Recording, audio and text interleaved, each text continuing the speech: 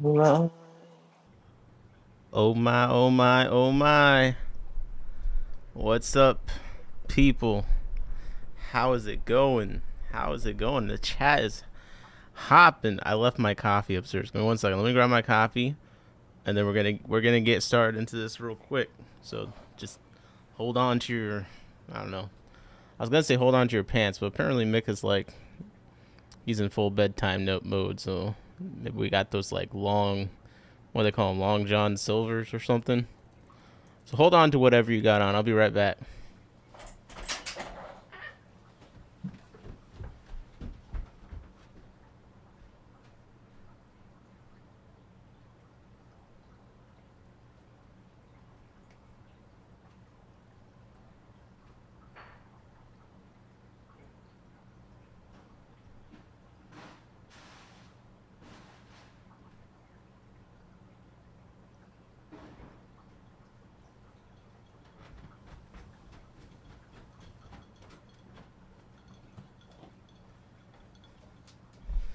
Whoo! Chat is on fire. Smart person said chat so on fire I had to go get an ice cream bar. What in the world? Alright, let me get myself on the screen here. 1 second. Shout out to Replay Crew. I should get started on the main topic pretty quick here. But let me just say hi to everyone real fast before we get started. Sunset here, lurking. Hope all is well. Painting rooms. Oh, painting. That's kind of fun. That's kind of fun. You're enjoying? Yeah, it's a fun tank, Mick. I do want to move the Rolafis because there's not that much height in this tank, and I want to focus on breeding them more. But for now, it's been pretty good. It's just a 28-gallon low boy. I got a pair of Rolafis and the 2 pairs of cichlids, and I think adding the pair of Pandoro with the Perilius seemed to make them be a stronger pair. That was kind of my thinking. I had no reason to believe it would be a problem. In theory, there's a decent amount of space, and I've tried to make some line of sight breaks and stuff, but yeah, they kind of have their halves of the tank, as you can see, and they kind of do their posturing regularly, but it never seemed to be a problem. Fish and J says that Panduro, I believe so. So I got this pair because I purchased a pair of what was supposed to be Panduro, and then Mick kept harassing me on stream saying it was niece and I. So I bought a pair of Pandoro from Grace, which if you went to the recent Skipper's auction, I think it was Fish Things is what she was selling under. I bought this pair from her, and I think comparing the two was like, oh yeah, these are a lot different, so maybe this is Pandoro. Mick said, true Apistos alone in the tank can fight each other. Yep. Yo, this pre-chat is crazy. Let me scroll to the top.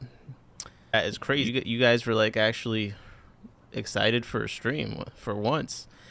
Shout out to Weeks, by the way. If you missed the last stream, we had Matthew Weeks on. We talked about killifish. We talked about fish health stuff. He has job experience in education and conservation biology and some aquaculture. I think he's getting his master's certification in aquaculture and fish health. So I had a lot of different information and things we kind of bounced along, and I had a great time. Matthew told me he had a great time, and I feel like all of you seem to provide a lot of good feedback. So appreciate everyone. If you missed that, that's a good one to go back to. What's up, Diana? Said, wow, I'm early for once. Appreciate you, Diana. Early for look. I was kind of on time. You know, we're all doing good on the timing today. Yes, Mick is the architect behind the stream. He's been harassing me to read about Apistos for a while, so you can thank him for this. And also, hey, you can always get in the Discord. I think the link's in the description, and harass me. But I may ignore you. Like, for instance, Scotty, he wants every stream to be a killifish stream. Can't do it, but we did do a good one just now. Camden said, let's go, hardest working, turn down for what? Let's go! JP, what's up, JP? Yes, Sutton, how's it going? Beto, how's it going? Jose, I see Jose Joy Fish keeping up in here. What's up, Jesse, my guy? Couple fish. Hey, Moneyless Maven, smart person. All right. Jacob, I'm always excited for the stream. Appreciate it. In the Flesh Aquatics. Hello, everyone. Hello. Water Change Gang. Let's go. Smart person said I'll be doing some PC water cooling maintenance during today's stream. Looking forward to the chat, okay? Pressure's on, chat. Pressure is on. And pressure's on to me because we're going to be reading through, I guess, kind of technical. I mean, we're going to be reading through this website that Mick has been letting us know about, which has a lot of great information on Apistogrammas. One of the main things I want to go through is the description of the Apistogramma species groups, because that's something I know absolutely nothing about. So I think this is going to be basically an opportunity for me to once again learn on stream live with you all. So I'm going to put the link to the website we're going to be going through tonight in the chat, and you guys can check it out for yourself. I think it's a pretty cool place. And let me get this stuff on the stream. Cam Jam, thank you, ma'am, said JP hardest breeding. JP said I love Apisto after I bred cockatoys and McMaster Eye, working on Borelli. Yeah, that's a very pretty one. Yeah, JP, like, low key, I don't know what he's up to over there, but he got a lot of fish he's breeding. For what purpose? I don't know. This may be some kind of army in the making. That's what my concern is. But hopefully he'll only use the army for good. Okay, so here we are pulling up the site. The site is tomc.no. And when you get there, it's already pretty apparent what it's about. You know, we got the Apistos on deck. Welcome to the fish site. It says we're two ornamental fish hobbyists living in the southern part of Norway. Martin is the one who knows how to create a website. He's the brain behind all the basic structures of the site. Tom C fills the site with content. He's keeping lots of Apistogramma and Lebesinidae pencilfish and spends time in the Amazon, Peru, or Colombia almost every year to find and document Apistogrammas, etc., and their habitat. So for everyone live and for the replay, expectations for this stream is I want to get through the species groups descriptions, but then I want to kind of take a look at some of the photos that he's taken while collecting and all the different cool Apistos that have been found.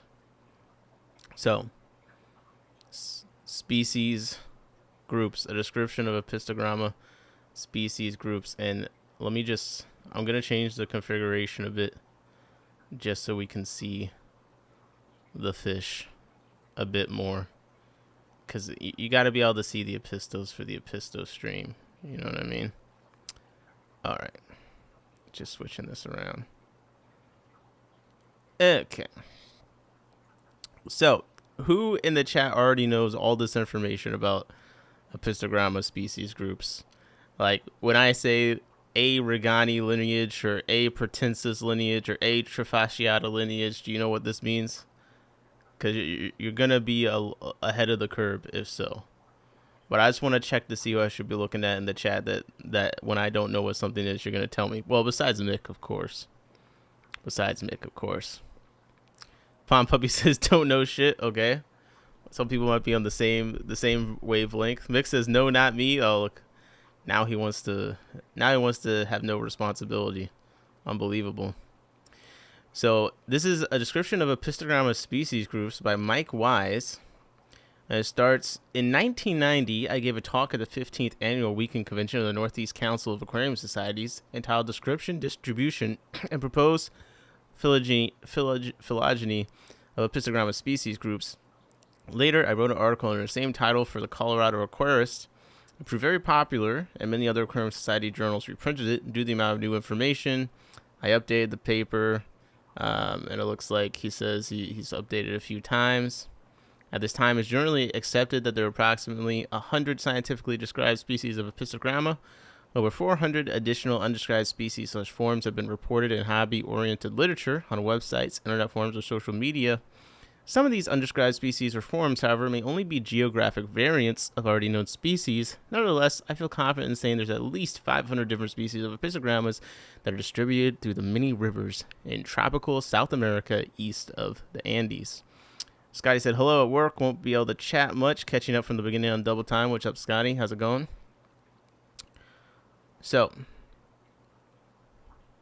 with ever more species being discovered, the potential for the number to expand dramatically, it became obvious that the genus Apistogramma needed to be broken into various species groupings in order to more easily identify individual species. Mick in 1962 originally erected species groups based on different eye diameters and nose lengths. Although others thought this was an artificial grouping, Mick's groupings remained the basis for identifying Apistogramma for almost 20 years. Kullander, 1980, proposed a more natural grouping of the genus based on many more shared characteristics. He listed 7 species groups and several species that were then not assignable to species groups. In 1982, Schmetkamp was the first to recognize that most species groups had a regional pattern of distribution. He proposed 9 species groups plus additional non-assignable species. It's kind of crazy how far back in history Apistogramma species descriptions go. I mean, look, we're not talking about like 3 billion years or anything, but still, it's just like, this has kind of been like an active thing, very actively looked at and thought about fish.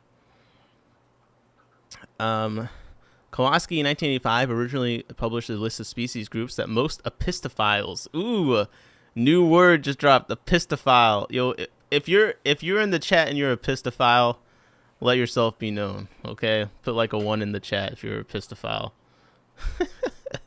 Epistophiles have used for the Kowalski in 1985 made the species groups that most epistophiles have used for the past 30 years. Oh shit, JP in the chat, we got our first epistophile with the 1. He also subdivided some species groups, calling these divisions complexes. He originally had 7 groups and 9 complexes, plus species not assigned to any of these. In 2002, he expanded the number to 13 species groups and 16 complexes, and the preliminary genetic studies, Miller and Schwelin, 2005, largely confirmed Kowalski's groupings and recognized 13 groups and 10 complexes split into 4 basal lineages. Mick says, Epistophiles unite. Beto said, do Apistos do well in hard water? Well, I think we're going to look at some of the different water they're in at some point in the stream, but in general, you do see people recommend them for softer water in general, but I'm sure there's a range. So, in this paper, I based most of my groupings on the works of Kowalski, 2002, and Stawkowski, 2005, which includes the preliminary genetic findings of Miller and Schwelin, 2005. I recognized 16 species groups, 24 species complexes, plus several unaffiliated species, and 4 distinct lineages with 2 sub-lineages. By the way, do you know when you last updated this, Mick? He references some stuff from 2020, so I think he probably keeps this updated. Let's see. Cam Jam, are you asking about how you can not see people's chats? He said you can hide people's comments on here. They'll comment, but they won't know you have them shut off. Cam Jam said, I want people to speak their minds, but I don't want to block them. If you hide, is it like blocking? Oh my gosh. Yo, we got beef in the chat. Cam Jam's turning your TV off. Mick said, yep, generally soft water is best, but they adapt to, and he said, I believe 2023. So here, oh shit, Tenakara is in here. Okay, so we got 16 species groups, 24 species complexes, and 4 distinct lineages with 2 sublineages. So these are, we have the A. regani lineage group, which has an A. Kulanderi, A. SP Zingu. Oh, look, this is what's cool. I'm going to put a link to this exact page in the chat. But what's cool about this is you can click. Look at this. You can click on each of these, and it's going to take you right to the complex. But we're going to get there. But you might recognize some of these names. So A. regani lineage. Yeah, Kulanderi, that's the big one. Zingu, Keteri, Resticulosa, Cambre, Apistogrammoids, A. borelli, A. regani, ASP angle patch, A. enotus, A. cruzi, A. ortiga. So this is subcomplexes. So under A. enotus, we have cruzi and ortigae. We have A. alacrina, which has ASP mitu, Then A. McMasteri group has Hongsloi, McMasteri, A. McMasteri subcomplex, A. Huygens subcomplex. CamJam said there's this one guy who always tells me my tank is an open sewer, and he lives in Maryland and wants to teach me a system to fix all my problems. Oh my gosh, I'm in Maryland. Was it me calling you out on your swamp? Wait, you don't have a swamp tank. You have a sewer tank. Oh, this is crazy. I'm sorry about that. We have A. Partenensis. So we got 5 in there. A. Diplotania. A. Trifasciata lineage. Just got a bunch in there. Agazizi is in there. And Tenacara. So Tenacara is an Apisto? I see it's here by itself. That's kind of cool. So let's get into some of these complexes, because I kind of want to read through each one almost. The increase in the number of species groups / complexes is mostly due to the discoveries of new species and forms that are related to species not previously assignable to already existing groups or complexes. Some of these groupings are speculative due to lack of precise distribution data, as well as no heuristic or genetic data for the scientifically undescribed species. I'm very curious to get a better idea of how he actually identifies some of these, because I don't even know where to start. Identification of the species groups listed here is based primarily on the black markings shared by all the species within an individual species group. Other features, such as shape of the body and the dorsal and caudal fins of males, are also useful but aren't as reliable. These are all readily visible in live fish and make them more useful for hobbyists. Other features, such as skeletal and pharyngeal teeth structure, are equally valuable but not readily seen on live fish. Breeding behavior and aggressive display behavior are generally similar within a species group. The number of sensory pores found on the head is another feature that's very valuable. These pores can be used to separate the genus into 3 major blocks. I consider those species groups with a full complement of 4 infraorbital and 5 dental pores to be more primitive or ancestral groups. Those that have a reduced infraorbital and dental pore counts are considered members of a more advanced species group. The advanced species group can be further subdivided by reductions in dental pores. Pore reduction, however, might also be seen in the dwarf species, where the reduced number of pores is caused by the small size of the fish. These pores can usually... I had to get advanced there for a second, my bad. His name is KYM Co-Polar Bear or something. He probably in Nick's Club. That's hilarious. Calling it a sewer is diabolical. Okay, so the pores, I've definitely... It seems like with a few fish, using these pore counts this tends to be something they go to.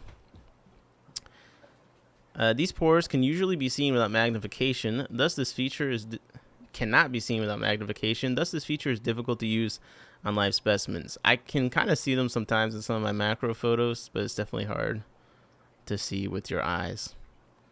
So for the purposes of this, DP equals dental pores, IP equals infraorbital pores, and AAP equals angular articular pores. Ooh. The shape of the fins and body can also be used to separate ancestral from advanced species, but are not totally reliable. Apistogramma males with tails that are round to oval, truncate, squared off, or exhibit slight extensions at the top and bottom of the tail, parentheses, double-tipped, are often ancestral species. Okay. Those with caudal fin extensions placed closer to the middle of the fin's edge, lyrate, or spade shape, are almost always members of advanced species groups. So that would be like what? Let me see if I can apply this. Elizabethae would be like a more advanced one, perhaps. They get some lyre. They're lyre tail or spade shaped, right? I think so.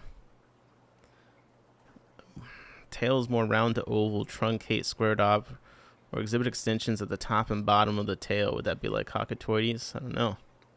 What's up, Mississippi Hippie Sherry? How's it going? Ooh, educational. We're gonna try. Likewise, Apistogramma males with even dorsal fins that show very little or no serration and possesses at best minor dorsal fin extension are typically ancestral forms, with those fancy dorsal fins that have extremely long anterior dorsal spines and lappets or sailfin-like fins, are almost always advanced species. Beto says some say the blue flame are the nicest of Apistos. Those are my top list of ones I wanna breed. Kenjan said I'm not an expert. I don't claim to be. At some point it's harassment. I don't know if he does father fish or whatever, but he'd be commenting a lot on my shit. Hey, yo, get your sewer tank under control, Cam Jam. You're making the Commodores feral. Advanced forms commonly are elongate and less compressed. Pronounced sexual dimorphism is more commonly seen in advanced species, as is the tendency towards polygamy. Oh shit. Advanced Apistos are more likely to be polygamous. What can we learn from the fish? One important thing to remember, however, is that while ancestral species cannot exhibit advanced characteristics, advanced species can and frequently do exhibit retrograde ancestral species. Here we go. Description. We're getting into the pictures and stuff. Hi Sherry, how's it going? This is where I can actually see something besides words. To properly recognize the most important diagnostic features used for the identification of Apistogramma species, it's important to know how to locate the dark markings and other diagnostic features on these fish. The most important dark markings are shown on the following figures. So over here we have a figure, and we see that we got different numbers showing the different markings. And now I will read the corresponding text that's assigned to those numbers. JP says, uh-oh, polyamorous fish. Who would have thought? Mick said the blue flame is a domesticated breed variant of Agassiz. It looks great. But it always seems to be in short supply, and every time I go to the store, they're out of females. Camden said, I'm trying to get like Pamba. You just want to rage bait. So the first primary dark marking is the preorbital nose stripe, which extends from the eye to the tip of the snout. So that's over here. So between the eye and the mouth, we have one marking.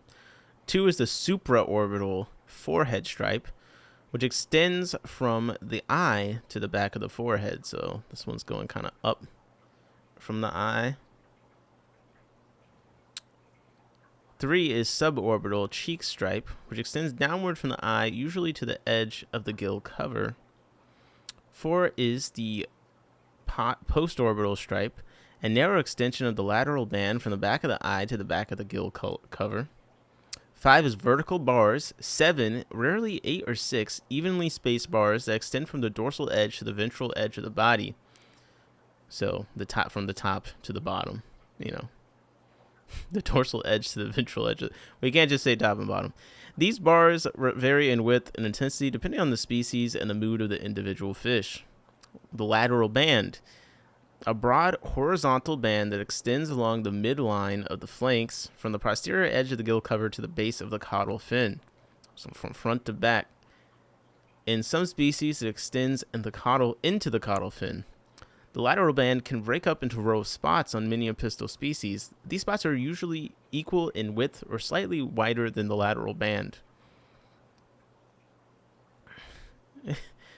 Jacob said, I found him. He's just mad his videos get 10 views and he's jealous of you. He sounds like Discus North. Look at how clean, alive, and living, even my substrate. Holy. People like that either don't do enough drugs or do too many. Okay, so they can either be banned or they can have some spots. The number of spots, depending on the species and mood, can vary from 7, rarely 8, to 0. 5 to 7 is more typical. Okay, good to know. The caudal spot, a blotch on the base of the caudal pedunctal posterior bar 7. This spot can vary in size and shape depending on the species. It develops at the on some species, it's part of the lateral band that extends into the caudal fin. Okay, good to know. I like how we have the female Pandora on the screen right now. Perfect timing. Got a nice big blotch on the side right there. What's up, Darian? How's it going? The lateral spot is number 8. Develops at the intersection of bar 3 and the lateral band. When in a series of flank spots, is typically the largest. Certain groups of species don't show a lateral spot. So those are the primary dark markings when trying to identify Apisto. Coming up next, we have the secondary dark markings. And again, I'm reading text next to the numbers, and the numbers indicate on the photo what the text is talking about. So number 9, the flank patch. A blotch seen on bar 3 that extends well above the lateral band. It's much taller and wider than a lateral spot. 10, abdominal stripes. They form as dark horizontal stripes on the abdomen below the lateral band. These stripes can be continuous, even wavy, or even a series of closely spaced blotches.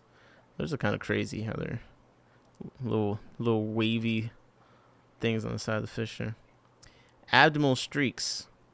They form slightly diagonal vertical stripes on the abdomen below the lateral band. These usually formed by dark pigment on the front or rear edge of the scales, so they're typically not continuous.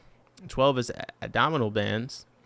Develop from part of vertical bars, but appear only below the lateral band. 13 is the anal blotch. Dark pigment visible only around the anus. 14 is the ventral stripe, a dark stripe that extends around the ventral edge of the head and body. It's variable in length, but it can appear anywhere between the lower lip and the anus. Johnny Best said, save me from boredom. Hold up. I might put you right back into it. You never know. Dorsal spots is 15, formed from darkening of the dorsal part of the vertical bars. The dorsal spots can spread into the base of dorsal fin on some species. 16 is the pectoral blotch, forms from dark pigmentation around the insertion of the pectoral fins. 17 is the post-orbital blotch, only 2 more, we're close. Forms from the darkening part of bar 1, immediately behind the posterior edge of the gill cover. Mick said, superorbital Frank Hedig in the Apistogramma form got Mike Wise and some other scientists to name or call a new Apistogramma species superorbital. That's pretty cool. A.W. Johnny. What's up, Johnny Best? Johnny Best with the $2 super chat. Appreciate you very much, my friend. If you didn't know, Johnny Best financially supports most of FishTube. W. Johnny's in the chat. Let's go. Darian said, save me from my insomnia. Hey, if you got insomnia, this is the stream to be in. 18 coddle, or honestly, what I'm trying to rely on is the chat. As long as the chat is fun to be in, then I can be boring. You guys can just entertain yourselves. Let's be real. Caudal patch. A dark patch on the caudal peduncle formed from part of bar 7 in the caudal spot, and 19 caudal fin markings. Patterns of dark markings on caudal fin. Caudal fins can be haline/clear, have a series of rows or spots, and or horizontal stripes or rings of color around the outer margin.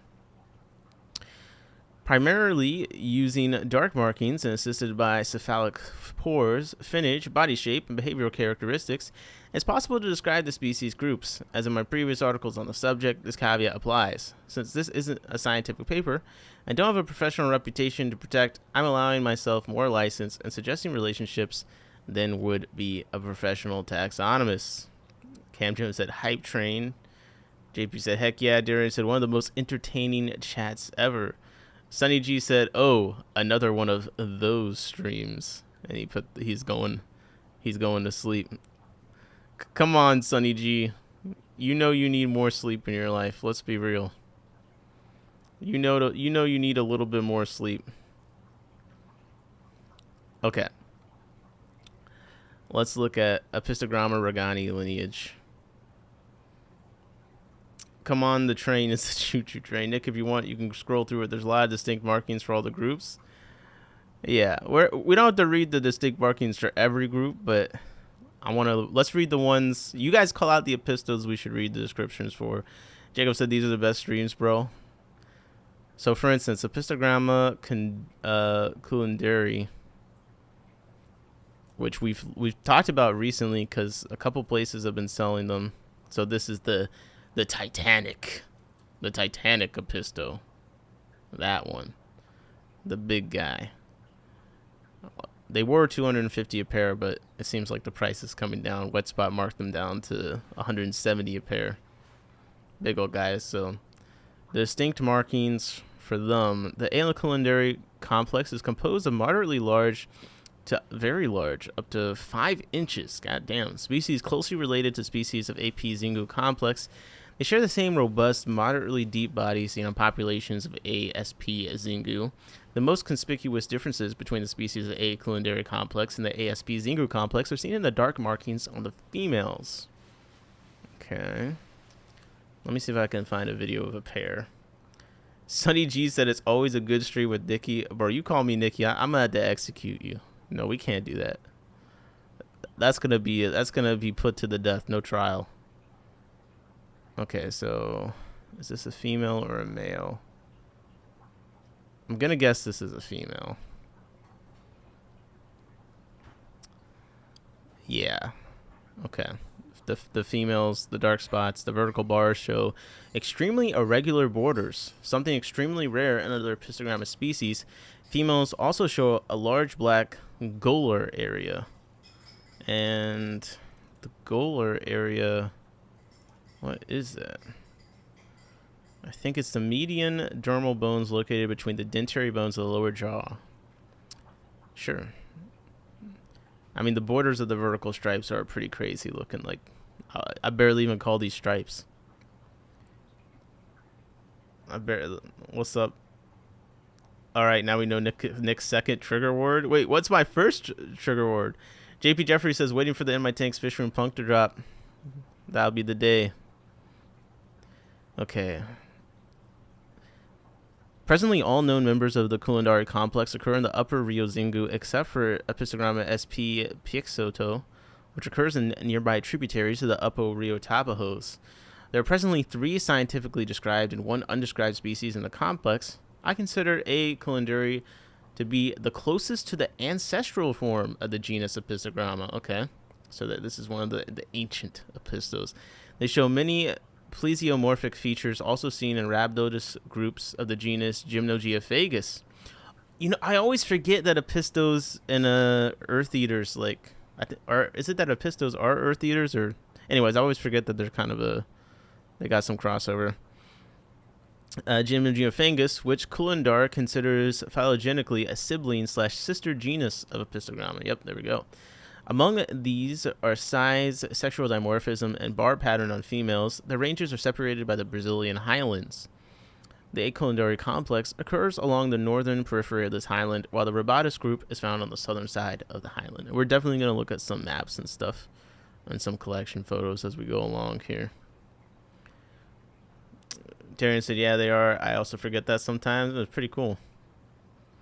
Been trying to get wild Cullendari for now. Jeff had pairs for 250 a while back. Yeah, I think Wet Spot has them, Aquatic Clarity has them, and I think Elite Menagerie Habitats also had them in stock recently. Let's see, what other ones should we look at the distinctions for? Well, I'm kind of curious. A. Regani, I don't even know if I know what these look like, because that was the start of a whole complex.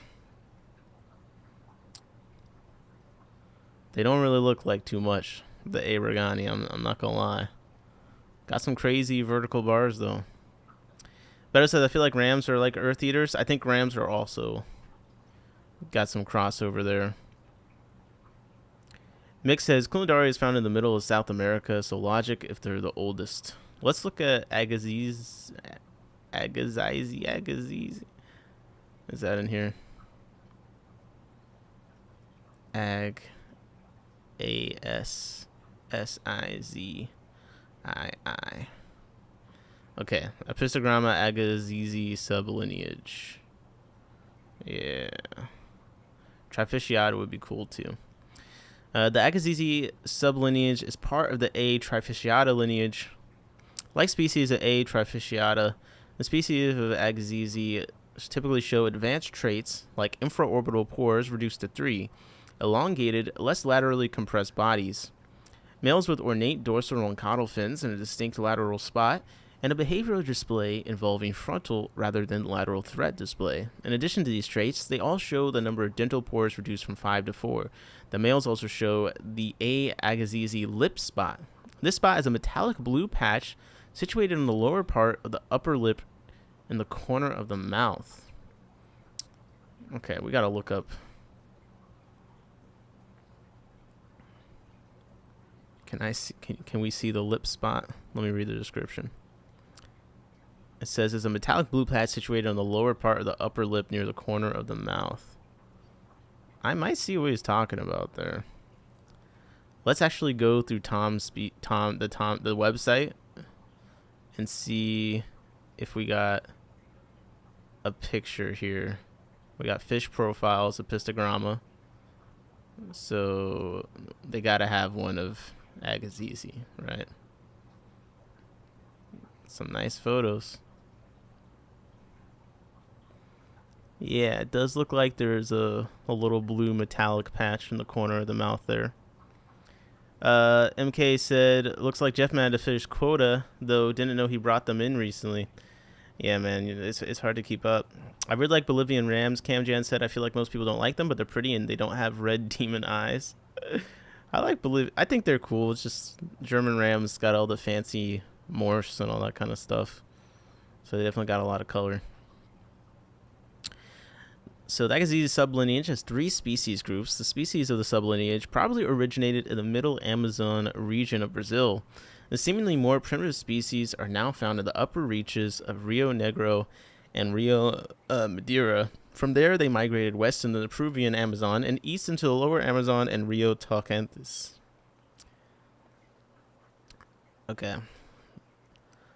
I want to move on to looking to some more photos and stuff soon, but I want to look at the descriptions of all the Apistos we're interested in. So I'm doing the ones I'm interested in.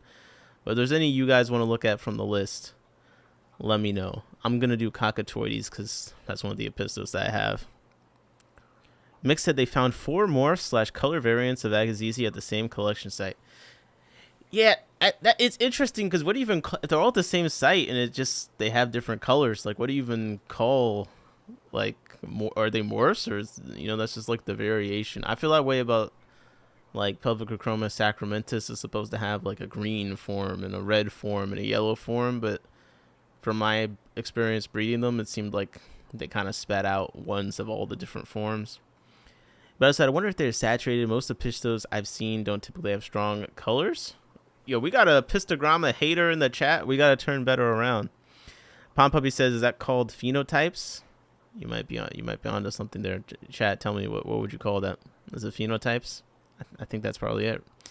The members of Apistogramma A cockatoides group are medium to large, 2.5 to 3.5 inches, 6.5 to 8 centimeters. Males are characterized by their robust but slightly elongate and laterally compressed bodies. Now, if you've seen them, you've probably seen like the triple flame Apistogrammas. Very popular. One of the most popular Apistos for sure. I see them pretty regularly. MK said, Agassiz is just complicated overall. Depending on who you ask, it's a species complex. There are multiple hybrid intergrade populations as well, which further complicates things. JP says, orange flash. You like the orange flash better? Apistogramma cockatoides orange flash. My only thing with the orange flash is like it looks like someone forgot to put in the extra details, because the triple flames, they got so many like black markings and stuff all over their body, like, and even the flames have black outlines, and then the flash is just like, it just looks so plain in comparison. As far as like, man, they just turned the fins orange and stopped. Males are characterized by their robust but slightly elongate and laterally compressed bodies and enlarged lips, extended anterior dorsal fin lappets, except A. stakey, and usually lyrate caudal fins. So we got the lyre tails. All species in the group show a moderately wide lateral band that either extends into the base of the caudal fin or ends in the front of a distinct caudal spot. On species without a caudal spot, the lateral band often narrows noticeably in the posterior caudal peduncle and then widens again at the base of the caudal fin. This narrow part of the lateral band often fades away and forms a pseudocaudal spot. Like all groups in the A. Trofficiata lineage, all species of the A. cockatoides group exhibit a reduced number of infraorbital pores. The males tend to be highly polygamous. Let's go. I got a male on some fry right now. Strangely, he like took over the fry job from the female. I don't know what's going on with that, but I'm thinking of removing him, putting him with another female so we can get this going, because I got like all females from my last batch of Cockatoides. My temperature's too low. Red Eye Saw are pretty cool, you said? Okay. Mick says, check in Apistogramma list to the left. Check A38. Vilfleck Osserini. It's a Regani type. All right. Mick is sending me on a mission. So, Apistogramma. He wants us to look at 38.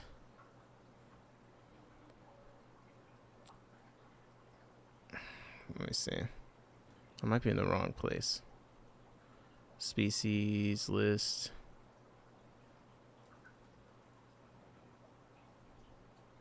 Ah, yes.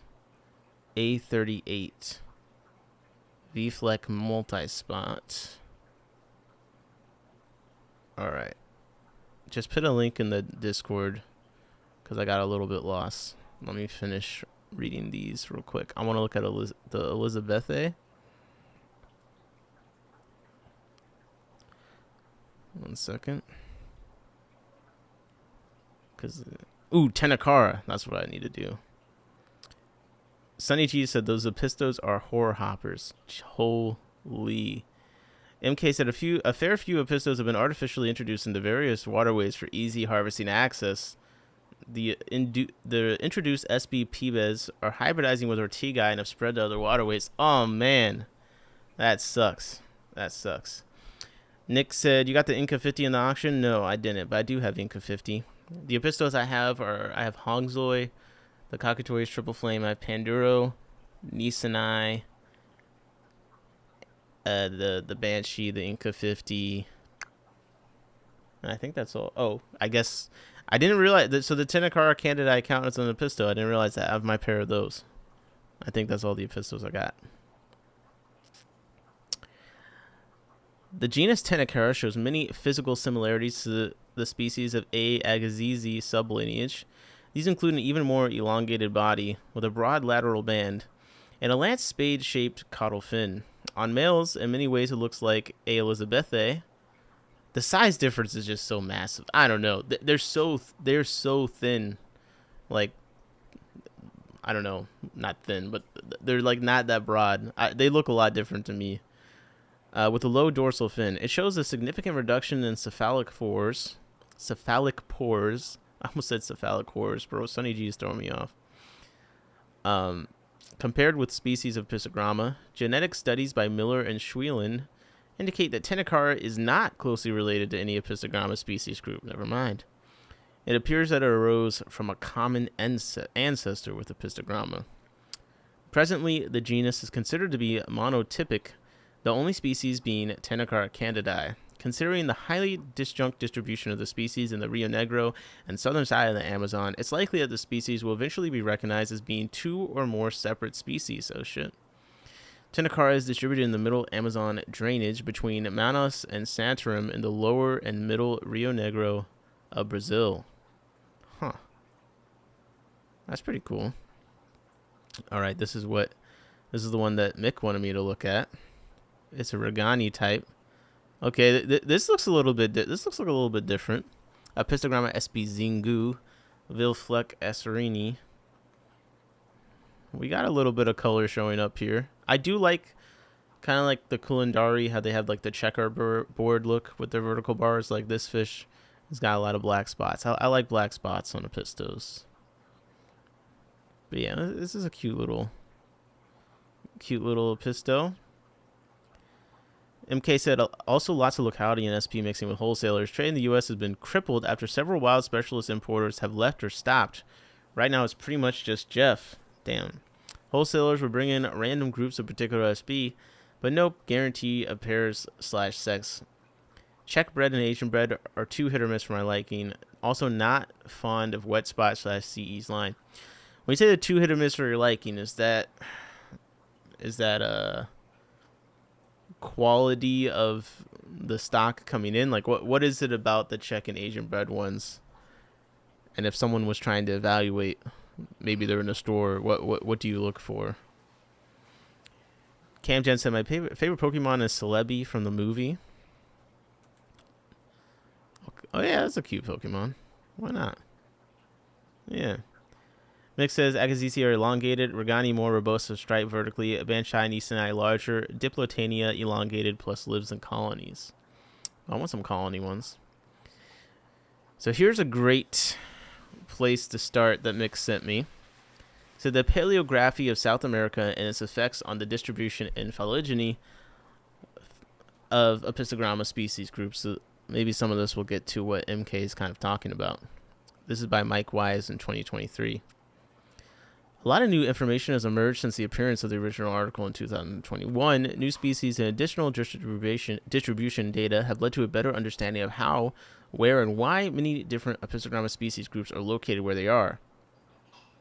In general, the geographic distribution or biogeography of fishes in tropical South America is due to many hydraulic pathways and barriers. This is particularly true for small fishes. I like it. Favorable hydrologic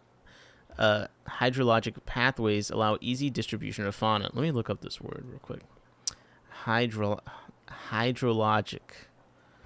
Hydrology is a scientific study of movement, distribution, and management.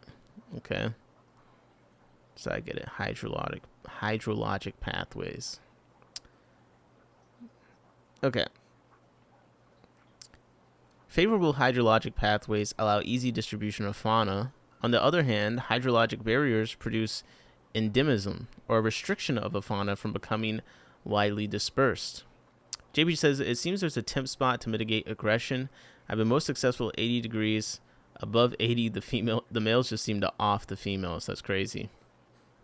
Mick said, over here, the Czech breeders and also Glasser, the larger bred ones, guarantee pairs if ordering 2 fish. Check with your LFS if ordering. Okay. Yeah, Mick be ordering from Glasser and all the wholesalers over there across the pond quite a bit. Schmidtkamp, in 1982, was the first author to report that most Apistogramma species have a regional pattern of distribution. Of course, this shouldn't be a surprise. By definition, a monophyletic species group arises from a single species and then migrates outward from its original location. Where a distributional range is disjunct, it's an indication that the species group might be either polyphyletic, having several different ancestors, or that there is some kind of change in the hydrologic history of the region. Apistogramma species typically inhabit the shorelines of small streams, lakes, pools, and flooded forests and floating meadows. They almost sound like fairies or something. And these flooded forests and floating meadows. It's like, am I looking for elves? In these locations, they are typically found in shallow water, living among snags, leaf litter, and aquatic or bog plants. What is this? Living among snags. Snags are standing, dead, or dying trees. Okay, I didn't know that one. So living among snags, leaf litter, and aquatic or bog plants. They're almost never found in the open main river channel of major rivers. Their small size prevents them from readily crossing major channels without some kind of assistance, like a Apistogramma crossing guard. Apistogramma species with extensive ranges of over 500 kilometers, 300 miles, are anomalies. Most species previously thought to have large ranges are actually a group of similar-looking but genetically distinct species. The distribution patterns of such similar-looking populations also tend to be quite linear. Typically, these populations are highly adaptable in their habitats, requirements, and water chemistry.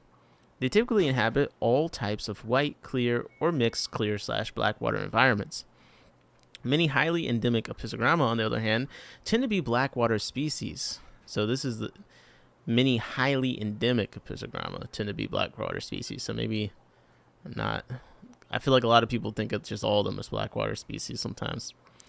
All right, give me. We're gonna clink the screen. I'm gonna drink my coffee. So if you have a drink or anything, let's clink up. I gotta take a sip of this. It finally cooled off. So 3, 2, 1. Cheers! Cheers!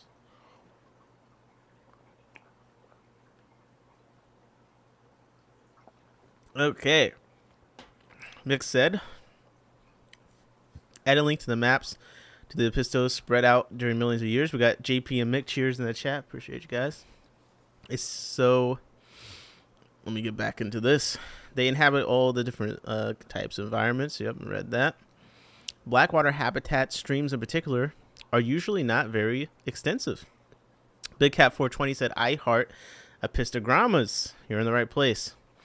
MK, following up on the question I asked them earlier and how they kind of look at different stock from different places, responds: genetic integrity and quality. Czech-bred fishes will differ vastly in quality depending on the farm/exporter and supplier. I've seen hybrids of several species come from Czech imports as well as deformed.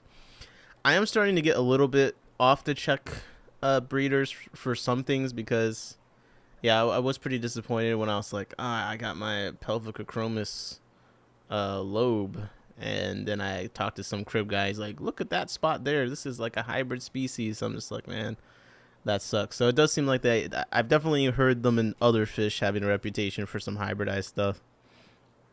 As well as deformed fish, no guarantee of proper locality/species maintenance. I have reason to believe certain species sold under certain localities are hybrids between said locality and more common ones.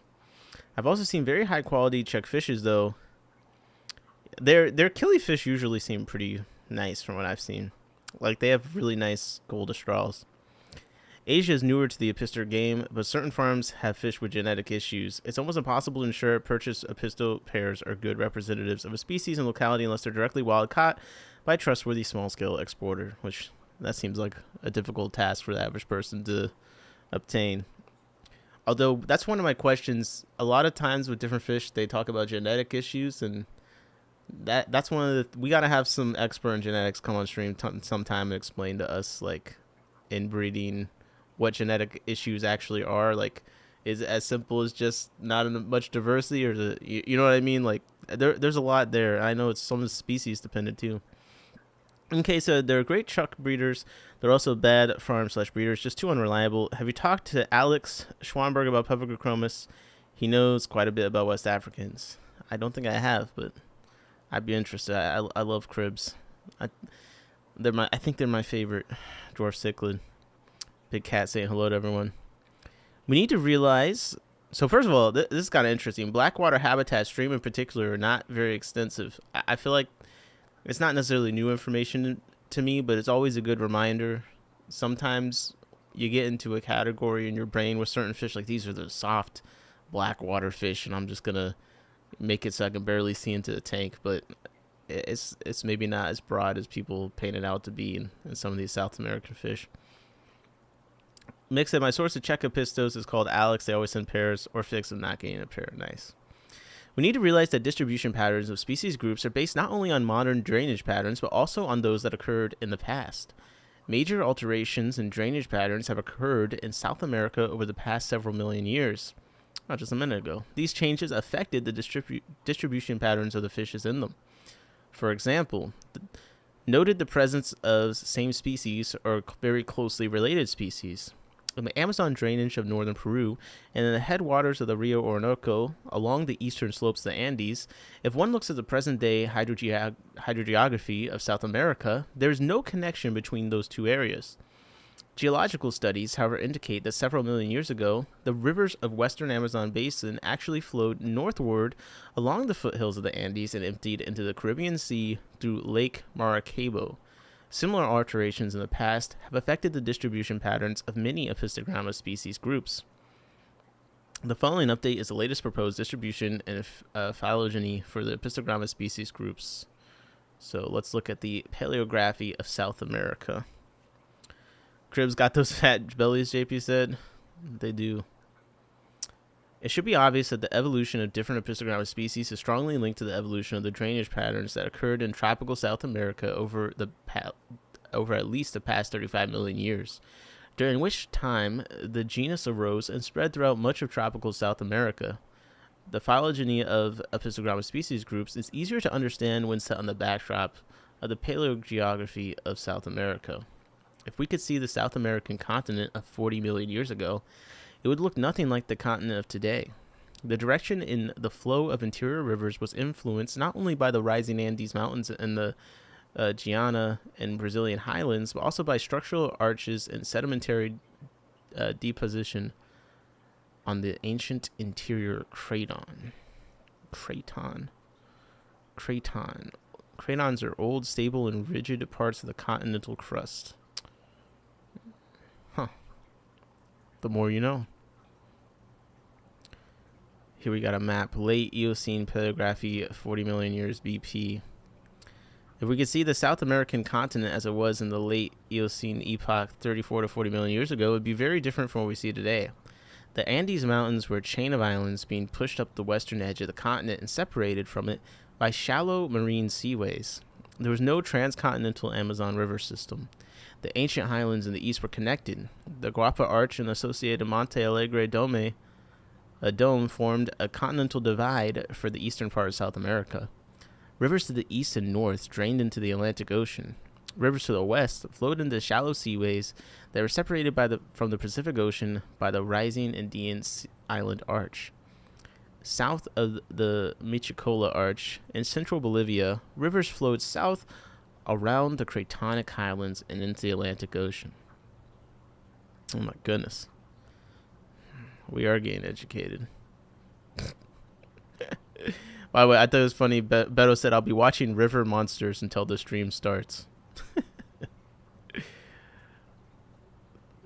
Are you going to keep some monster fish in the future, Beto? Is that what's going to happen? Okay. Here we go. This is pretty cool stuff. I want to get to let's get to the present. I don't want to go through all 3 million years. Because part of this is I'm hoping people will go visit this website on their own and read some. This is like highlighting a pretty cool site in my opinion. Shout out to Mick. So the Holocene geography, 10,000 years BP to present. Warmer temperatures, increased rainfall, and rise in sea level came with the end of the Pleistocene Ice Age. The climate became warmer and wetter. Increased rainfall helped fill the deep channel of the Amazon with freshwater rainforest again. And freshwater, deep channel of the Amazon with freshwater, and rainforest again invaded the central Amazon basin. Darian said, what do you consider monsters? Okay, what is the minimum size a fish has to be a monster fish? Or is it a monster fish based on how outrageously violent it is or some other kind of personality trait? So here's a proposed distribution of Apistogramma species groups. The Apistogramma species groups listed in this paper are my attempt to break the genus into grouping of the species. Based on the location where more ancestral forms of species lineages occur, the ancestral forms probably originated somewhere along the northern periphery of the Brazilian highlands. They were probably casually monogamous. All right. That's going to start an argument. With little sexual dimorphism, similar to species in the Apistogramma regani lineage. This area seems to be the source of ancestors for Apistogramma paratensis and Apistogramma trifasciata lineages too.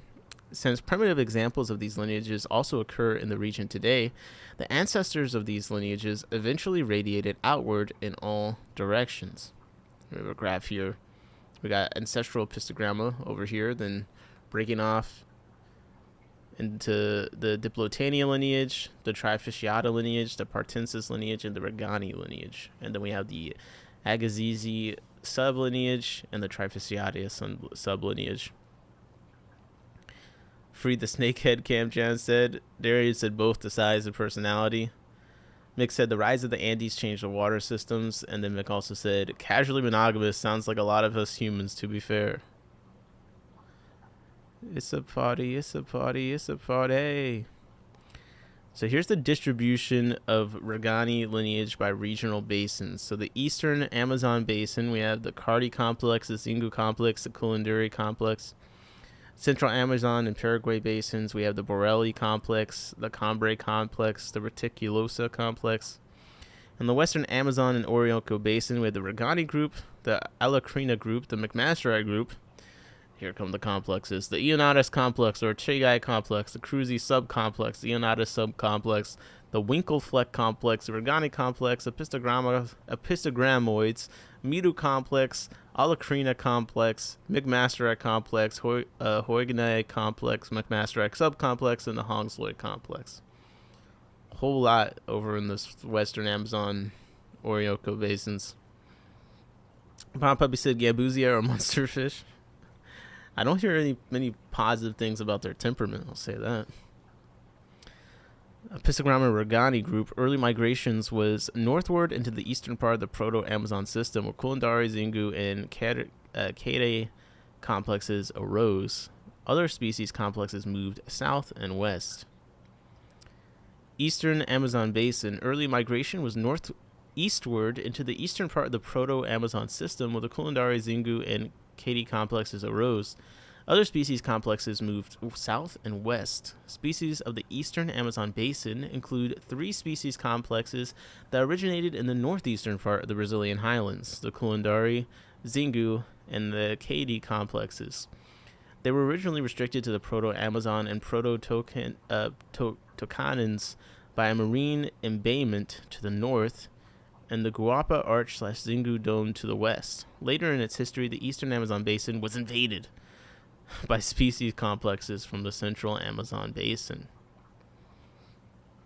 So here we have a map with the Kulindari complex. I consider the Kulindari complex the most primitive species complexes in the regani group, and one of the more primitive within the genus. Hey, pick up the ancestor Apistogramma Kulindari. Come on, available online today. Species exhibit features very similar to some in closely related genus Gymnogeophagus, which are mostly found on the southern side of the Brazilian highlands. I believe it arose sometime during the Oligocene epoch, and species of the Kulindari complex are restricted to the rivers in the upper Rio, Xingu, and Tapajos. So, this is a pretty... I put the link to this in the chat as well. Let me put it again and pin it since this is the one I'm on. But it has a map with the distribution of all these different complexes, and it's kind of crazy just visualizing, like, some is like a straight line across. The Apistogrammoids is like this very small range of distribution over there. What's up with that? The genus Apistogrammoids presently consists of only 1 species. Just like Apistogramma borellii, it's very likely that the many isolated populations of the species will eventually be genetically recognized as several different species. The genus is distributed from the upper Ucayali downstream as far as the Colombian Amazon.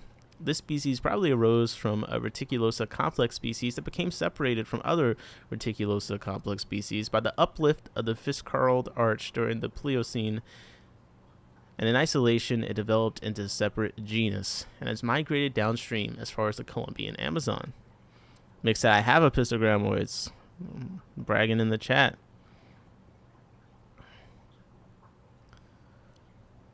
Apistogramma regani complex. This has a bit more of a spotty distribution. Look at this. It's kind of jumping around.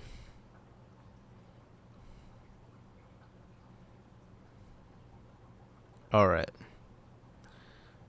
So if you guys want to go, this is pretty extensive. I'm not going to read the entire thing on stream. I kind of want to go around the website a bit. We have Apisto News.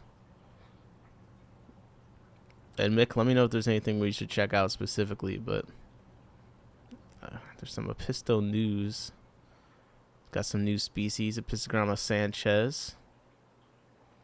Mick says, Apistogrammoids easy to breed, but a bit aggro. Just need to feed the female as always.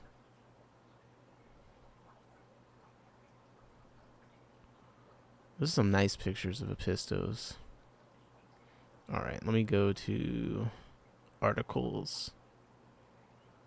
Because honestly, it has profiles on... I'm kind of interested in the pencilfish too. We might have to make a pencilfish side quest. I have a couple of these. I kind of want to focus on breeding them. They look really cool to me. Nanostomus equus. What's up, Big Steve in the chat? How's it going, Big Steve? Look at all these photos, man. If you haven't done the collecting articles, okay, we'll go to the collecting articles then. I just need to find them. Nanostomus equus, I think it makes a really cool ditherfish. They still stay near the top and they kind of do that swim they kind of swim a little bit diagonally, which gives them a cool look. And as they get happier, the red in the caudal fin and the little anal fin here gets more distinct, and they look pretty dope to me. I think they're nice. It's one of those fish that they look cool on their own, in my opinion, but they don't take away from whatever's supposed to be the centerpiece in the fish. Okay, let me see if I can find the collecting articles. Ooh, here we go. Collecting Corydorus CW18. Collecting Apistogramma, Bayanata, and P-Bass. Well, the article's temporarily unavailable. Collecting Apistogramma SP Papagi.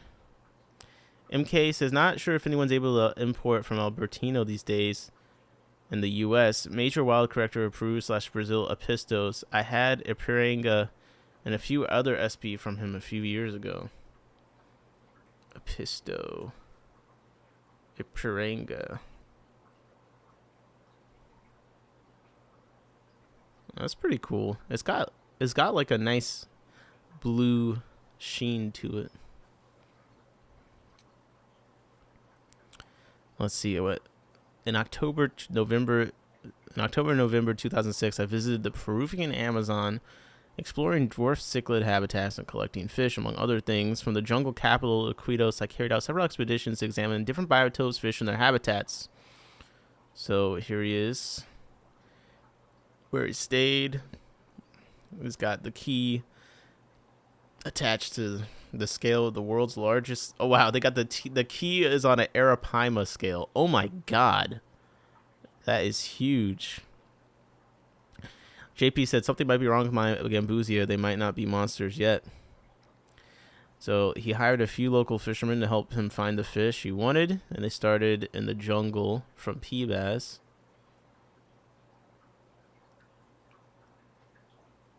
Then it looks like there's some place that's been kind of deforested a bit. For the fishermen accompanying me on this expedition, collecting ornamental fish is the only way to make some income. They were afraid I would tell others where to find fish, and that strangers would come to take all their quote-unquote fish and their possibilities to make a living. In respect for the promise I give, I will not show any exact position of where to find the fish. We walked for a long time. The ground was very sloppy, yellow clay. I fell, I rose, I fell, I rose. This does look gross. It's like, yes, sloppy looking ground, wet leaves everywhere. At last, we found some water. This is like, I don't think that collecting is gonna be for me, because oh my god, bro, this looks so annoying to walk through. Like, you see the water, but it's through all this vegetation. This probably isn't that dense compared to how it could be, but it's not like you could just walk up to the water. It's all a path. Mick said it's called a jungle. Yeah, it's this is like like you just found this thing in a ditch. Dwarf Cyclidius said, think of the bugs. That's the main problem that I have. The bugs would be a challenge for me, besides all the other sensations. A small glimpse of sunlight reached the stream. So for those that are just listening, it's, you know, a bunch of vegetation around a small amount of water you can see through the leaves, and then the bottom of the water is all just leaves. I want to say this is like black water, though. It still looks pretty clear, but there's definitely a bunch of leaves in there. Mick said fish begging for water changes. Yeah. It doesn't look like the most fresh water. It's a little bit cloudy. They found a Rivulus SP. Cool. They found some Apistogramma P-Bass, but no machos, no males. That's a very yellow fish there. JP said malaria shots were required. We let the fish out in the water again and went deeper into the jungle. I feel like if I found some Apistos but no males, I would just keep looking until I found some males. You know what I mean? Damn it. I think that's the first time I said you know what I mean all stream. Oh, I was doing good. Camgen said mosquitoes and ticks be fired. Let's go. Let's get the ticks. Finally, after a long, humid, and hot walk, more than 30 degrees Celsius in the air, we were looking at this. Okay, this is much better. You can actually kind of walk up to the water. There's like a clear space where there isn't plants. Okay, I like this. Clear, very shallow water with almost no movement. I couldn't see any fish at all. The bottom consists of very fine sand and leaf litter. So there's a bunch of leaf litter. It does look clear. I'm surprised there's no fish. I mean, it looks kind of better than the last water, honestly. Mick said the pH is crazy sometimes in the cage too. Well, here we got some measurements. The clear water with almost no water movement. The depth was 0 to 15 centimeters. pH 5, 10. Conductivity 81 microsiemens centimeter. T 27,6 degrees Celsius. There are a lot of dead leaves and some mud upon the fine sand on the bottom. The surrounding jungle gave shadow most of the day. We tried nets, and at the store, among the overhanging plants, dead leaves and branches, we suddenly had some beauties in the box. Look at that. Apistogramma papigi A91. Yes, and both sexes too. Is that a tetra back there? That's a pretty looking Apisto. Mick said I have those. Mick, what you just said that you just have everything. Hey, nice. Oh, there's a crayfish in there. Looks like a crayfish. And who can tell me what this what is this contaminant? This midwater fish here. Is that some kind of tetra? Rasbora. Where rasboras are all from somewhere else. I'm an idiot.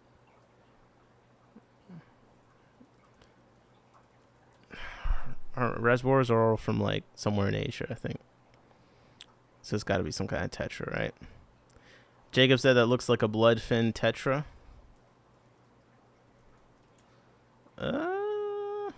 Yeah, kind of. I mean, we got. It's the vertical line is a little different. I'm not seeing that on the pictures of the bloodfin tetras. Something like that. It could just be some random undescribed tetra. After our activities in the water, it was no longer very clear. Damn, look at that. So there's no water movement, right? Have you ever tried to catch a fish in one of your natural tanks that has a lot of mold and stuff? This is the downside. So before, clear water, leaves and all that stuff. After, you can't see a goddamn thing. Like, that's kind of wild, but I've definitely had that experience.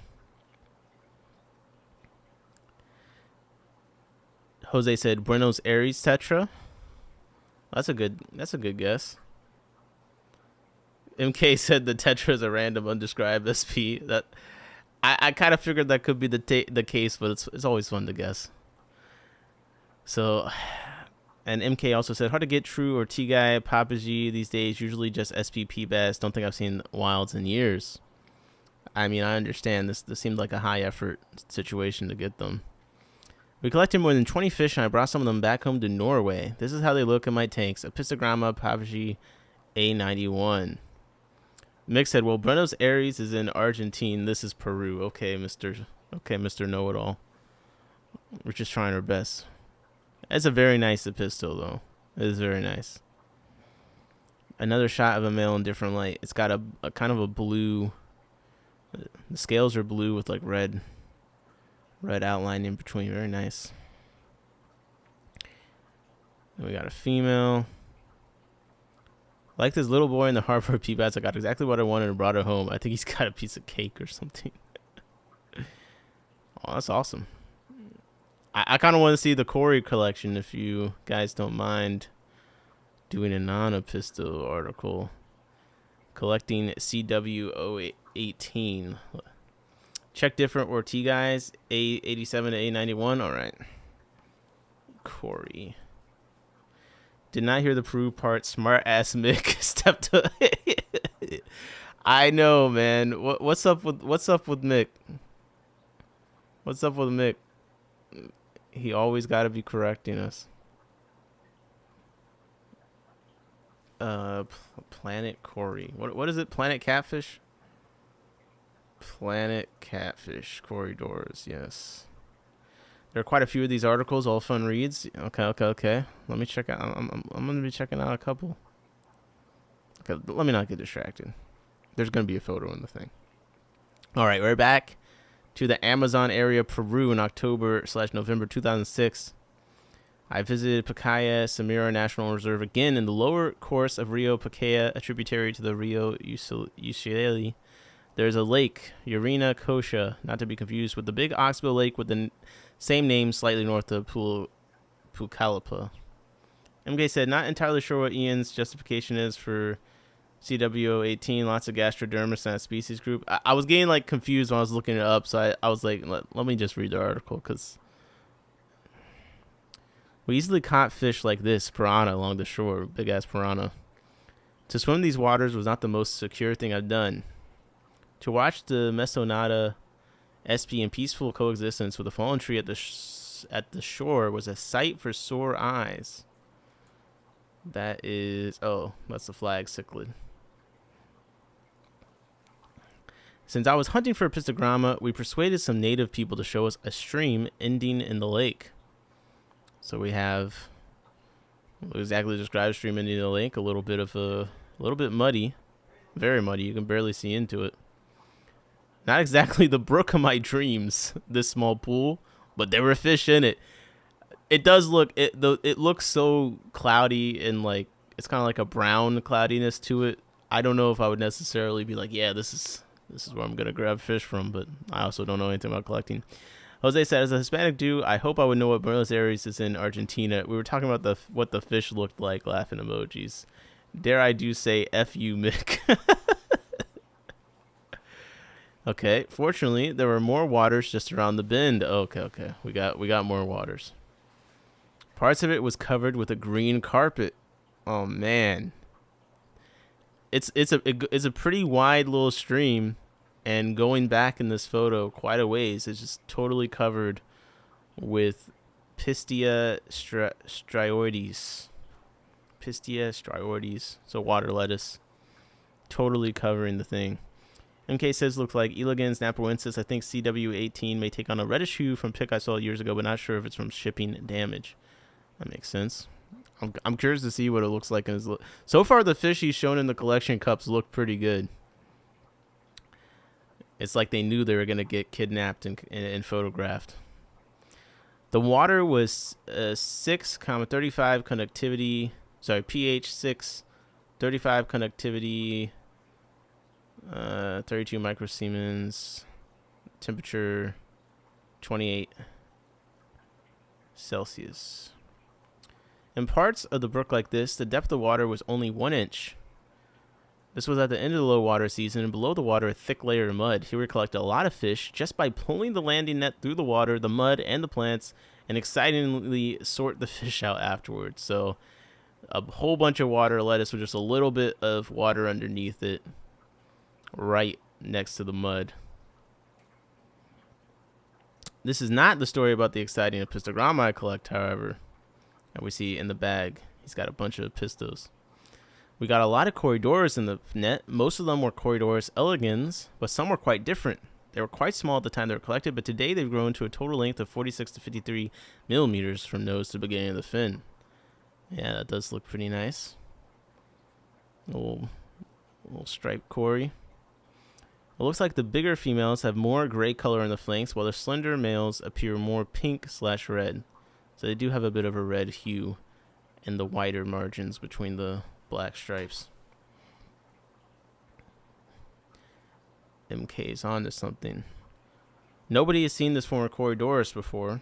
Yo, how much of a fish nerd do you have to be just be like, yo, I know no one's seen this. But like, you're coming to that conclusion while you're in the middle of a collecting trip with like all the different environmental stuff we've talked about, but you still got it together enough to be like, all right, I know this is something different.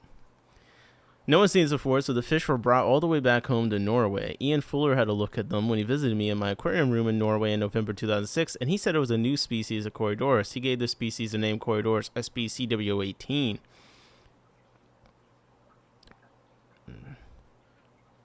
Here's a detail of a previous picture. I fell in love with a shy young lady with her downcast eyes, blushing softly as she was photographed by an admirer. Oh, this man's in love with a catfish. Jacob said, oh, wow, these are beautiful. Those are beautiful, yeah. They're pretty. Very pretty. What's up, Toonie Loon? How's it going? We're reading some collecting articles. There's some in-depth Apistogramma information going down tonight. I'm not gonna lie. As usual, people in the chat know a lot more than me. So here's some pictures of Apistogramma CF ortigae. Look at that blue. Holy. Pibes morado. Very nice. And then the other one is Apistogramma ortigae pavagi holotype form. So I think this is the one that he was collecting. Or it looks similar to it at least. Tooneyland says, sounds like I walked into a Apistogramma romance novel. You know, it's only a matter of time with some of these fish nerds before you really catch them slipping and they declare their love for a fish. I don't know if he's quite topped. Pause. Discus North's loving description of Aquafunk. I think that's the most romantic thing we've ever watched or read on stream. But it's getting a little bit close. Let me see. I wanna do another collecting bomb Apistos stream. Appreciate you. Oh, these are okay. They weren't sorted by date. Let's look at this 2017 trip. For the hardness values and articles, thank you, please. I think it's 1 EC US centimeters equals 0.64 parts per million. MK said, sad to think there's a lot of these Apisto locales and species may not ever enter the trade again or may not exist in a few cases. I think it was Mick that was saying, like, yeah, that's why when you collect them, it's important to, like, keep some yourself and breed them, because otherwise you collect them and send them all out and they're gone. Okay, we got a long report. Again, visiting the Peruvian Amazon, exploring dwarf cichlid habitats. I had the pleasure of having Mark Breeze accompany me. From the jungle capital of Apistos, we carried out several expeditions to examine different biotopes, fish, and their habitats. One of these expeditions was an amazing boat trip up the Rio Tapiche and back, a journey of more than 700 miles on the rivers, 1,100 kilometers. I appreciate, no one has made fun of me of how I've said anything this stream so far. I appreciate your guys' mercy. So here we got a map. This is where he is over there. The fish. We got a fish, Apistogramma alto tapiche. The plan. We plan to take a big boat from Apistos, the blue circle, to Requena, red marked on the map. So this looks like a big boat trip. Look, we got this blue circle up here, and they're gonna take it all the way down to the red. That does sound like a long boat trip. Big Steve says, why does he talk like that? Wait, talk about which way? Japan Gate keeps a lot of new Apisto SB and locales. Dwarf Cyclidiot said, being so merciful right now. Thank you. We hope to find a small boat with a driver that could take us all the way up to Santa Elena. Spend the night there and then take a long trip to the area where the Apistogramma species Alto Tapiche were supposed to live. We plan to collect several fishes on our way back. Oh, look, we see the dolphins. Some nice pictures on the water. In the dark, we in the lights of the boat were attacked by hundreds of these hard as rock when they hit you in full speed and heavy creatures. It's some kind of beetle. Oh, this is terrible. This is terrible. Camjan said, we appreciate the knowledge. Who cares how you say things? Scientific names are difficult. Then we see the duality of the chat. Right after that, JP says, what atrocious grammar you have. I'm sorry. These beetles look annoying as hell if you had hundreds of them hit you. And he said that they were hard as a rock, apparently. So, yeah.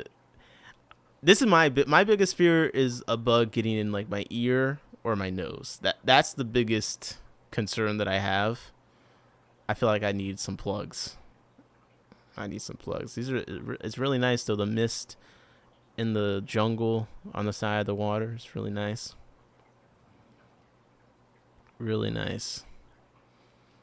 The 180 gallons of gasoline were already brought on board in 3 large barrels. Not much room left for us and the local fishermen we had brought with us from Apistos.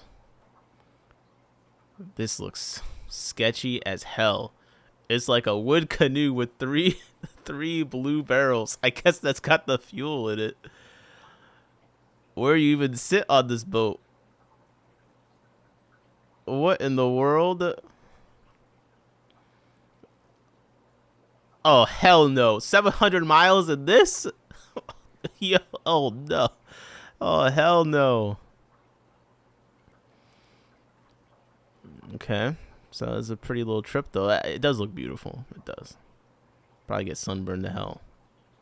I saw the black-collared hawk, some herons, some locals that live sparsely along the river. After many hours, the only stop we made between Quina and Santa Elena, the small village Nueva Esperanza, they have campaigns against widespread illiteracy. Wow. There's like a sign here. I can't actually read it, but apparently it's against illiteracy. Shout out to them. Maybe they heard me trying to read this stream. Just after we passed this village, we arrived at the point where the Rio Blanco meets the Rio Tapiche. Okay. Now, when did they start catching fish? This is such a long trip, man. I mean, he did warn that this was a long report, but it's like the hardest part about this for me would be I'd just want to be catching stuff the whole way through, you know? But they're trying to get to a specific place. Just imagine how many different fish and all sorts of stuff is along this whole way. Okay. So, here we go. They were lodged in the house of the chief of the village. The locals carried all our gasoline up to and under the house. If it was left in the boat, it might be stolen by passersby. Oh, shit. So here it is securely underneath the house. The house at the back with our mosquito nets and hammocks.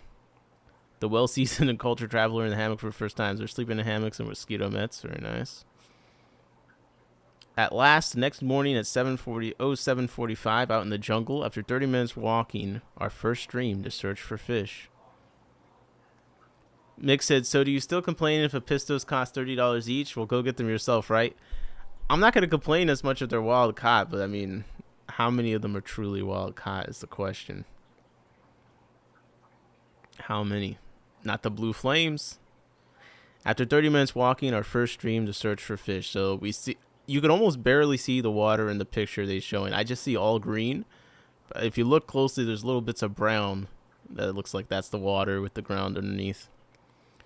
The pH is 5. The conductivity, 8 microsiemens. And the temperature, 25.6 degrees Celsius, which is 78 degrees Fahrenheit. Sunny G said, I want that in my backyard. Ooh, look at these fish. These are some cool looking tetras. They almost got like a red line on them. And then they got some nice eyeshadow on. Other than that, pretty plain though, I'm not gonna lie. Cam Jen said the money we spend on fish is outrageous for real. I like common names. I'm not Latin. Okay. I'm just a white trash woman. I need basic names. Oh, self-awareness. Only one Apistogramma female, but it looks like the quote-unquote right species. Okay, they're searching a few other little, he calls it quebradas. Let's look up that word. Rugged, rocky ravines are gorgeous, often dry but prone to flash floods. Okay. I'll go with that. A lot of it is, yeah, just little, very shallow water with some sand, some leaves all around. And every stream, the ground consisted of very fine, whitish sand. Keep that in mind when you set up tanks for Apistogramma. Okay. Very fine sand. I gotta put my father fish sub straight away for this one. We walked, climbed, and struggled our way through the dense jungle in temperatures around 35 degrees Celsius for hours. Jeez, that's so hot, man. A miniature frog came our way. More walking and climbing. This just looks miserable. The trees and plants are all close together. It's 1 billion degrees. Our local guide found it quite amusing every time we, the gringos, had to take a rest. This guy's looking at them like, bro, you're just pathetic. Build that in your fish room, Nick. Oh my gosh, that frog is cute. Yeah. Every time we sat down for a few minutes, fellows like this were all over us, and it looks like some kind of exotic mosquito. It's like orange. Oh, that's unsettling. MK said frog is Cocronella sp, one of the glass frogs. Smart person said it looked cute. It does look cute. Yeah, these are cute little froggies. Classic, you know, that classic green. Like when someone says tree frog, or at least me, I kind of think of a frog that looks like this, is green, but maybe with like the orange hands. Yeah, this is why when people say tree frog, I think of this probably more, but this kind of reminds me of that. George Euclidean said, "Oh hell no, you're talking about the mosquito." Yeah, this looks absolutely outrageous. Together with its friends. Oh, look at the ants. Oh hell no, man. I would never sit down. Don't sit down. Stop it. Don't sit down. What's up, a couple fish? How's it going? Got the emoji spam. Camgen said the gringos need a break. We need a vape and a Red Bull. We met a great dung beetle. That's cool. Very green. The water was in varying degrees influenced by black water. So here we got a pH of 4.7, conductivity 8 microsiemens, and the temperature 26.5 degrees Celsius. Ooh, look at this fish they found. Who knows what this is? It almost looks like a little pencil fish type thing, but it's got some crazy. Its fins are nice and long and orange looking. It's almost got a killifish vibe. So splash tetra.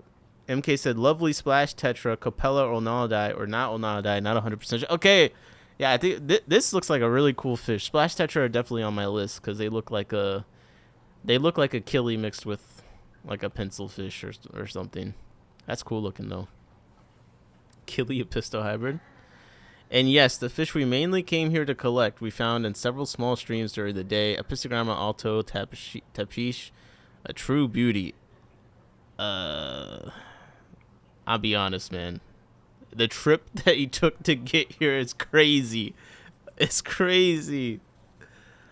I might do this for like a killifish. Not this Apisto. Not this Apisto. The other Apisto we showed, that was a bit more. The last stream we had the time and energy to search. Oh, this is cool. Was that a damn tarantula? Yo. This is hell. Okay, the water in this place they caught stuff is 4.6, conductivity 7, and temperature 26.2 Celsius. They found some more Apistos, more frogs, a fishing spider, perhaps. What's up, George? How's it going? 700 miles in a canoe to find this. It's crazy. A long, exhausting walk brought us back to the village. What a day. In the village, some of the inhabitants told me to come look at a very dangerous snake. They were proud to show me, and of course, they had killed it. Yeah, I'm not. This is a crazy environment. Oh my God, he's wearing the dead snake around him. I was told the snake was not dangerous at all to humans. It was a boa and it only attacks birds and small mammals. But did they believe me? No way. The snake has big teeth, thus it's dangerous by definition. Sad face. Oh, he was sad they killed the snake. Is he's telling the locals if the snake is dangerous? Come on, man. Come on, man. I'm not telling the people that live with the snakes if it's dangerous or that. Get that thing away from me. Salute to the boas. First, Seculator said. Jose said, tell Mick those last ones are not from Buenos Aires. There you go, Mick. Ooh, a fisherman caught a shiny blue butterfly. The Menelaus morpho butterfly. That's a cool looking thing. They found some more water. pH 6.8. Now this is, it looks like after it's rained. So it just rained. pH 6.8, conductivity 81. That's a lot higher than we've seen. Again, I wonder if that is because it just rained. Temperature 25.0. As this was at the end of the dry season, with very little water in the jungle streams, many fish species have been trapped here together. Oh no. We see some Autosynclus. He says Autosynclus microspilus, question mark. Small Corydorus. This looks like one of those. What Corydorus is that? It reminds me of the, I think it's Trillineatus is what that reminds me of. Hey, MK said Hoplosoma trilineatum in there. Okay. I'm getting some guesses in. They found this big ass pleco. Oh my gosh. It's a good bit bigger than his hand. Cam Jen said, imagine these people, a bunch of white guys coming to test the water. MK said, Autosynclus RCF macrospilus. Okay. Big Cat says, I heart Hoplosoma. Yeah, they found Copella naturi. Copella copolepsis under splash tetra. I'm gonna Google that one because I want to get a splash tetra sometime. I don't know. I feel like Arnoldi is the most common one that pops up. But if I get them, then I want to be ready to actually breed them because, you know, that's what I like to do. Diana said, big pleco. MK says, Pteroglyphes punctatus was the pleco. Yo, MK might be replacing Mick as one of the most I know everything in the chat persons that helps us out. Mick has basically been on vacation this stream. Shout out to MK. What's up, Mountain Greenery? How's it going? Anabantoidy said Hoplosoma fire. Yeah, that's pretty cool. Crinicara punculatum. He said, no idea what this is. This looks like, well, from this picture, it looks like we got behind the catfish some kind of like, is that a pike? Cam Jen said Mickham isn't replaceable.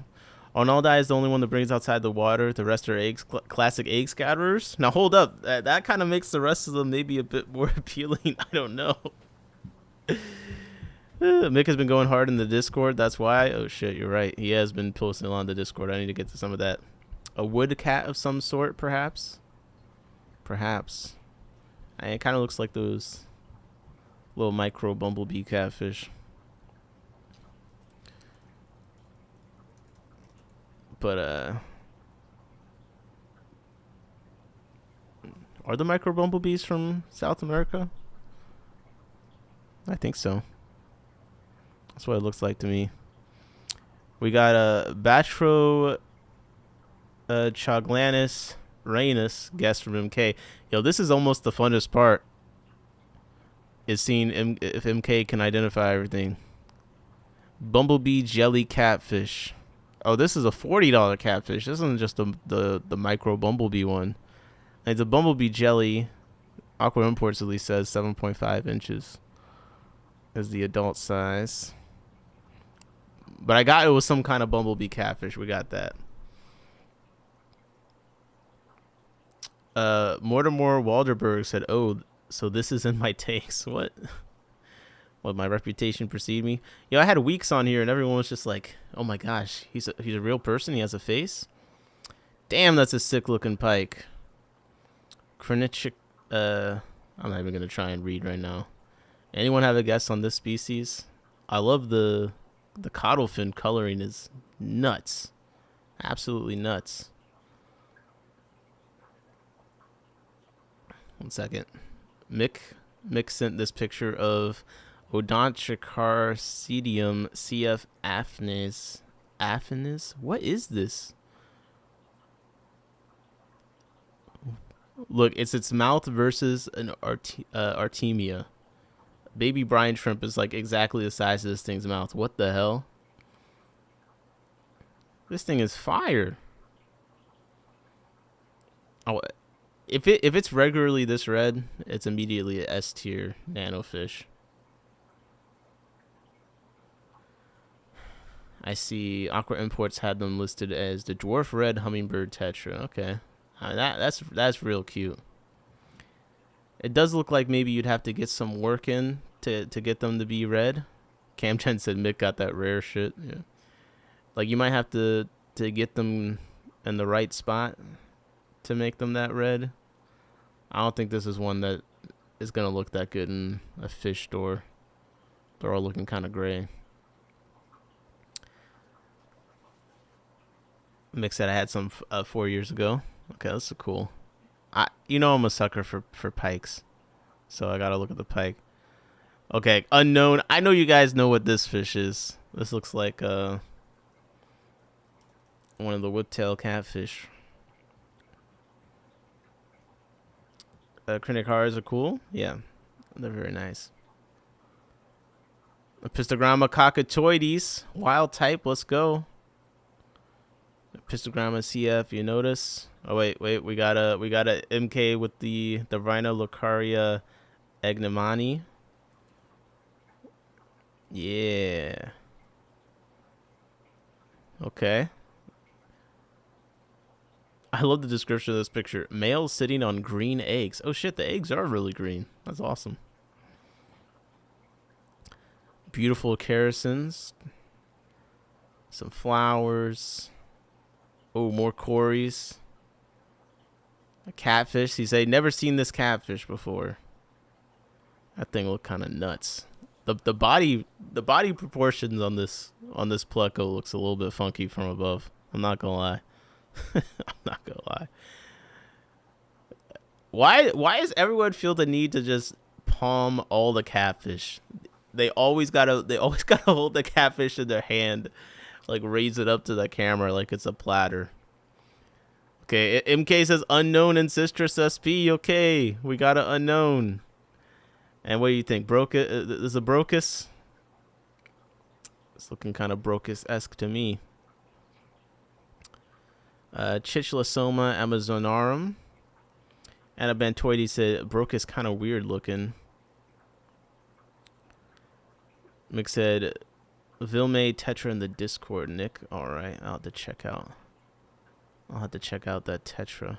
Mick has been suggesting some exquisite fish. I'm not gonna lie. He's been suggesting some very exquisite fish, but this website has so many cool things. All right, so ooh, now this is a splash tetra I could get behind. Copella Vilme. Oh my. Oh my. It's almost got the coloration. You know what this immediately reminded me of? A fish that I'm trying to move on from, but they keep making more babies. Beta rubra. Because the beta rubra, realistically, they don't look that great all the time, but they do usually have that red line on the bottom with the diamond spots, kind of. And that's what this reminds me of, because it's like a long fish, but it's got the bottom half is red with a couple of diamond green spots on it. But I've seen those tetras before. They're nice. Yeah, this is a fish. This is a good looking fish. I'm not gonna lie. The red belly and spots look gnarly together. Dorsiclea said my rubra are starting to look better, by the way. Oh, good. Some of my rubra are looking better. I have a couple more males popping up. I don't know why I have such a hard time sexing them at the younger ages. They gotta make it obvious for me. MK guessed on the lineage 1 cories, maybe semi-aqualis on those guys. Let's see what else that they found. This is fun.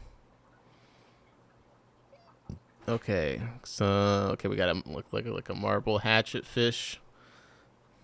Just a bag of splash tetras and other stuff.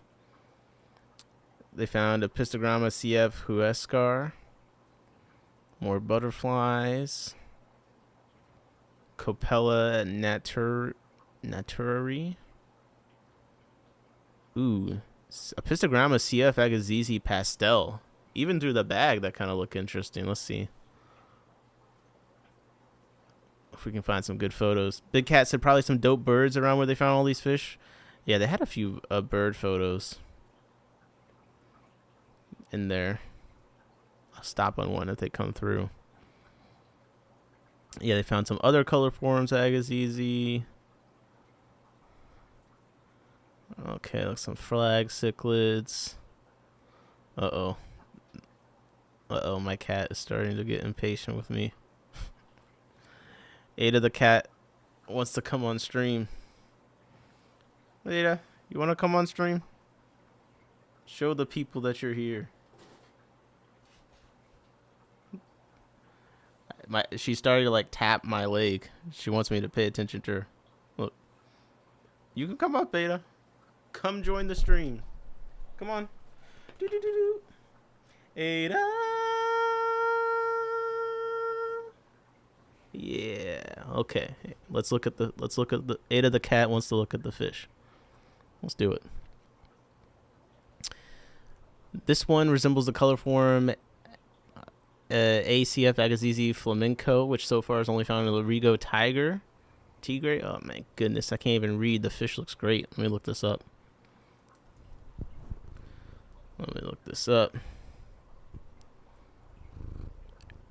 Agazizi firetail. I'll be honest. They kind of all start blending together. The Agazizi.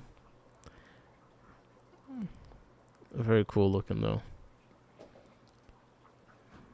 Look at all those Apistos in that dirty ass water. Big Cat said that was a good note you just hit there. That's my summon the cat note. Ada really just ignores my fish for the most part. Ada, everyone says hello. Everyone's saying hello to the cat. Yeah, look at all those Apistos. How much would you pay for these Apistos? We need to answer after you've heard the travel that was evolved and before you heard the travel, just based on how they look. It's cool though. Wow, look at this. I got a little stop. JP says $30. Is that $30 each or for a pair? I do a pair for $20. Oh my god. Anna Bentoidi said 0. They're not Hongsloi. Okay, Hongsloi are very nice. I'm excited. My Hongsloi fry are growing up.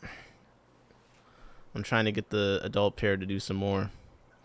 All right, Mick is sending us some more Apistos to look at. So we got Apistogramma CF Flablicata. Look at that. Dwarfs Eclipse said $5 for Nick, is $30 the limit for you each or for a pair? No one respects Agazizi. What about the Blue Flame? I would love to keep one of these Apistos that got the really big, wide dorsal caudal combo. That's special. That's definitely something special. I think I have this Apisto. I think I actually forgot to say. I think this is the one that I have. Tefe. Wait, let me see if I can get the camera on it. The tank is a little bit poorly lit right now.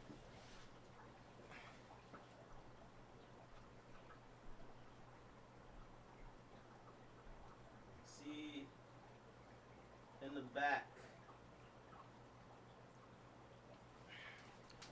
Let me see if you guys can see that male back there. 1 second. You see him?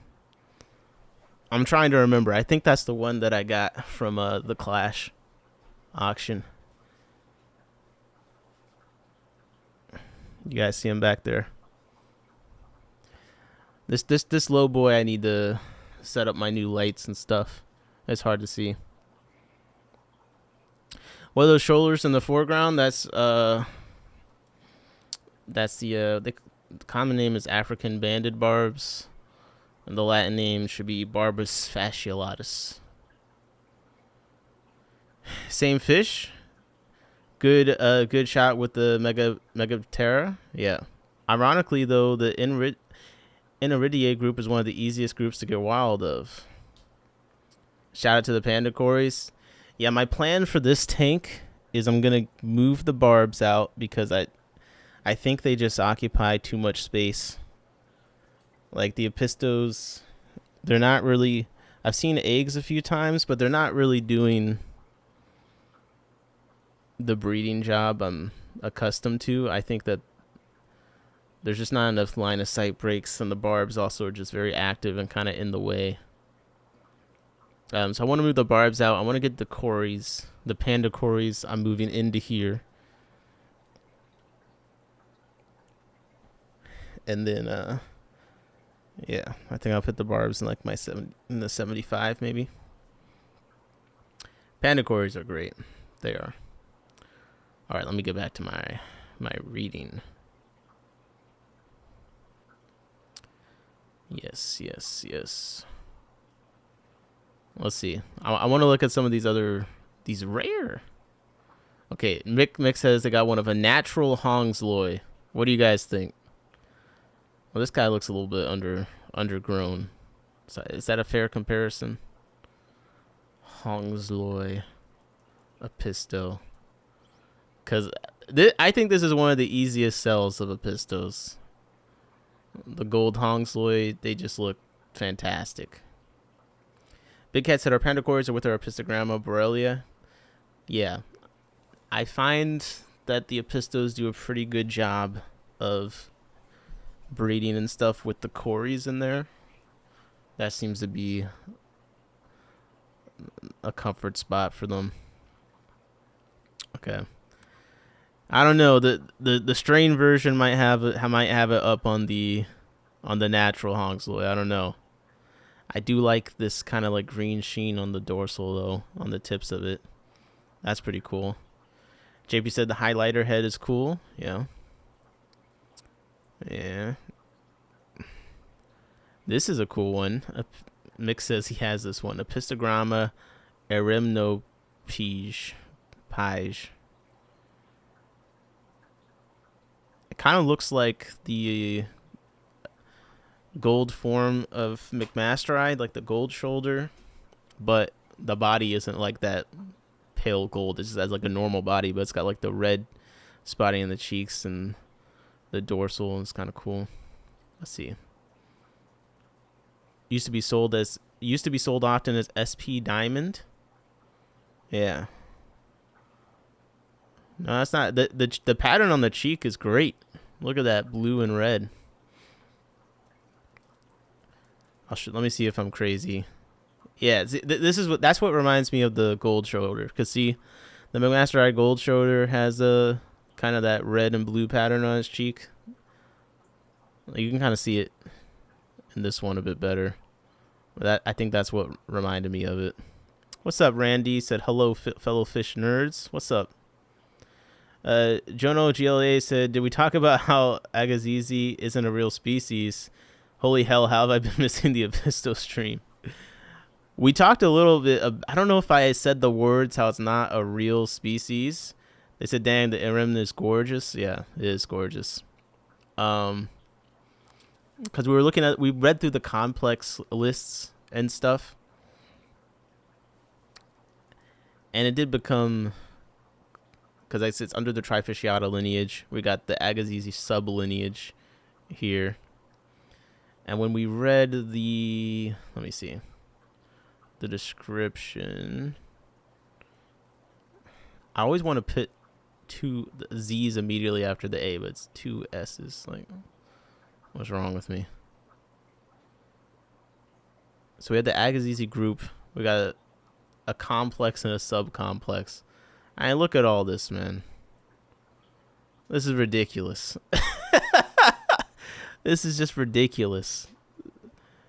So, I'd be on team. It's not a real species. Just based. There's too many different random variations. Like, we gotta break this up, man. We gotta break this up. Cause the species group's descriptions. That's what I was trying to find. So sublineage. You need to check out the Diplotania too. Okay, I'll check that out. Because I want to see if he actually just straight up says. Yeah. The Agassiz sublineage. This is where he said the sublineage is part of the A. trifasciata lineage. Like species of A. Trifasciata, the species of A. Agassiz typically show advanced traits like infraorbital pores reduced to 3. Yeah, we read that. The sublineage has 3 species groups. The species of the sublineage probably originated in the middle Amazon region of Brazil. The seemingly more primitive species are found now in the upper reaches of the Rio Negro and Rio Madeira. From there, they migrated. Yeah. Bayanata best clad, now I lurk. Best clade, now I lurk. Okay, let me look at the Bayanata real quick, because he did send a picture of one of those that look really nice. Lurk away. It's been a good Apisto stream. I appreciate you guys rocking out. We have Apistogramma CF Bayanata, a wild form from Rio Tigre from 2010. And look at that. That's some pretty... First of all, I always like a a good lateral line, but this guy's got 2 lateral lines. Looks very cool, and the cheek is totally green. Got the ventral fins bright red with some purple mixed in there. The anal fins got bright bluish purple with some red at the base of it. It looks like a rainbow. There's all sorts of colors going on here. I'm biased towards Biatinata, so hard to find females though. I think it's Tristan's tropical fish. Every now and then he's had some Apistos. I don't know if you guys like him as a source. I haven't bought from him before, but every now and then he has some Apistos that look really cool, and I feel like he had some of something like this on there at one point that I was like, yeah, he has some Biatinata pairs, I think, that I was looking at. Where are we in the world? Florida here. I'm in Maryland. Mick is all the way over in Sweden, I believe. Let's see. Who else do I know where they're at? I don't know where JP is. I forget. Beto, are you from Chicago? Let me just dox everyone in the chat. That's what we're doing this stream. Indiana, JP said. Okay. We got a decent amount of people that for some reason over in like where it's like 4 a.m. where they're at, they always are in the stream. Like Mick, I don't know why he's awake, but for some reason he always is. British Columbia, shout out the BC in the chat. What's up, Big Cat? Kanjan said JP's closest to me. Smart person chiming in New York City. Diana's coming in from Seattle. Let's go. I like this. Represent. We're all around the world. Yo, Pod Squad is around the world, man. International. Whoa. International fish. Fish cult. International fish cult. That's what I like. Yeah, the Mega Ptera. I really like the fins on these. I do.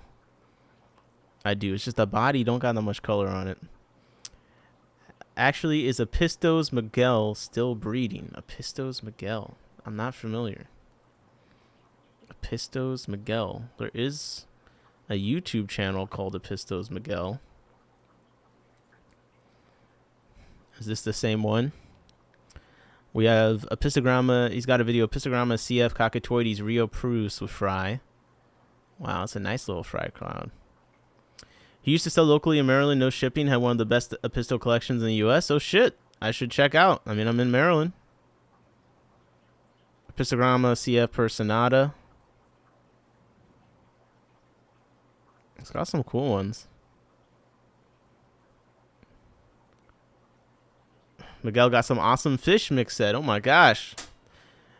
Mick knows them all. He did post some videos kind of recently. Definitely has a... Ooh, look. Here we go. We were just looking at this. The CF Cockatoides Rio Prus. This might be the first wild type Cockatoides that actually looks pretty cool. The ones I've seen in person, at least, they weren't looking too much. But this is like a Cockatoides if their fins were blue instead of red. Miguel and I have tried to collude on some imports, Jono said, but it's hard to get some stuff in the last few years. Everyone in the chat's like, I've been trying to get fish from Miguel.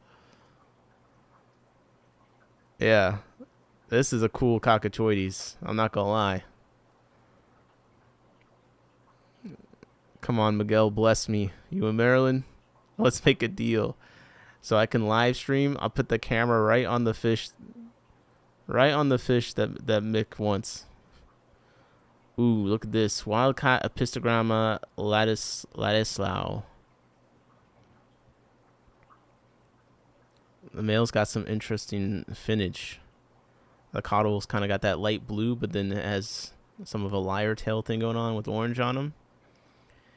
MK said, Wild Cockatoides is very aggressive. Had too many killer partners. Oh, well, I guess that makes sense, right? Because the Cockatoides, they're supposed, what did they describe them as? Highly polygamous. So you need like a bit, like what, 10 females to 1 male or something. I don't know what the actual ratio is, but maybe you don't want to rely on one female for those, perhaps. Ladislao is available in Glasser's list here. Mick said, "Yeah, I feel like I've seen this one on some places so far.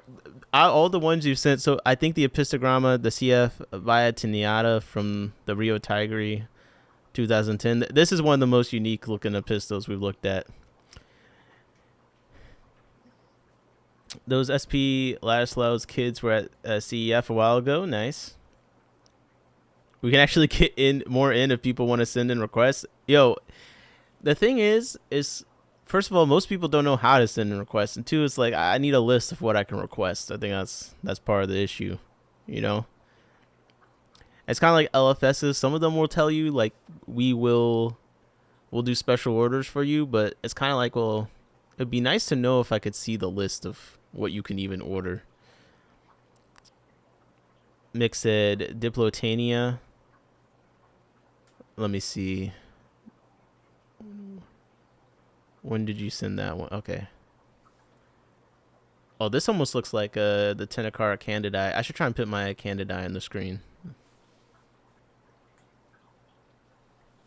Yeah, let me see if I can get them on the screen. MKS, do you know JD Aquatics? Not personally, but yeah, also this is my reveal that I'm Jonathan, I guess. Oh shit. Jonathan mentioned the chat. Who knows? 1 second, let me get this Diplo on the screen. Apistogramma Diplotania. Jose popping in, saying he's also from New York. Let's go. Got some good representation. Yeah, look at this. This reminds me a lot of my Tenacara. Let's see if I get him on the screen.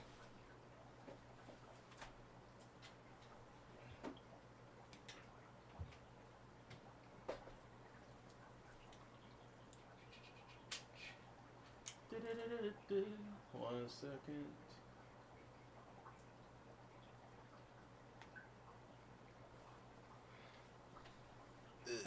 I'm gonna put some food in there and see if they pop out. We got celebrities in the chat. Well, of course, we have Mick in here. Well, yeah, I this is one of my favorites I've looked at too, just because I like the Candidae so much. This looks exactly like how. I mean, obviously the finnage is pretty different, but 1 second, you can see them pop up. I've had them lay eggs twice, but I haven't had any fry yet, unfortunately. So there's my male.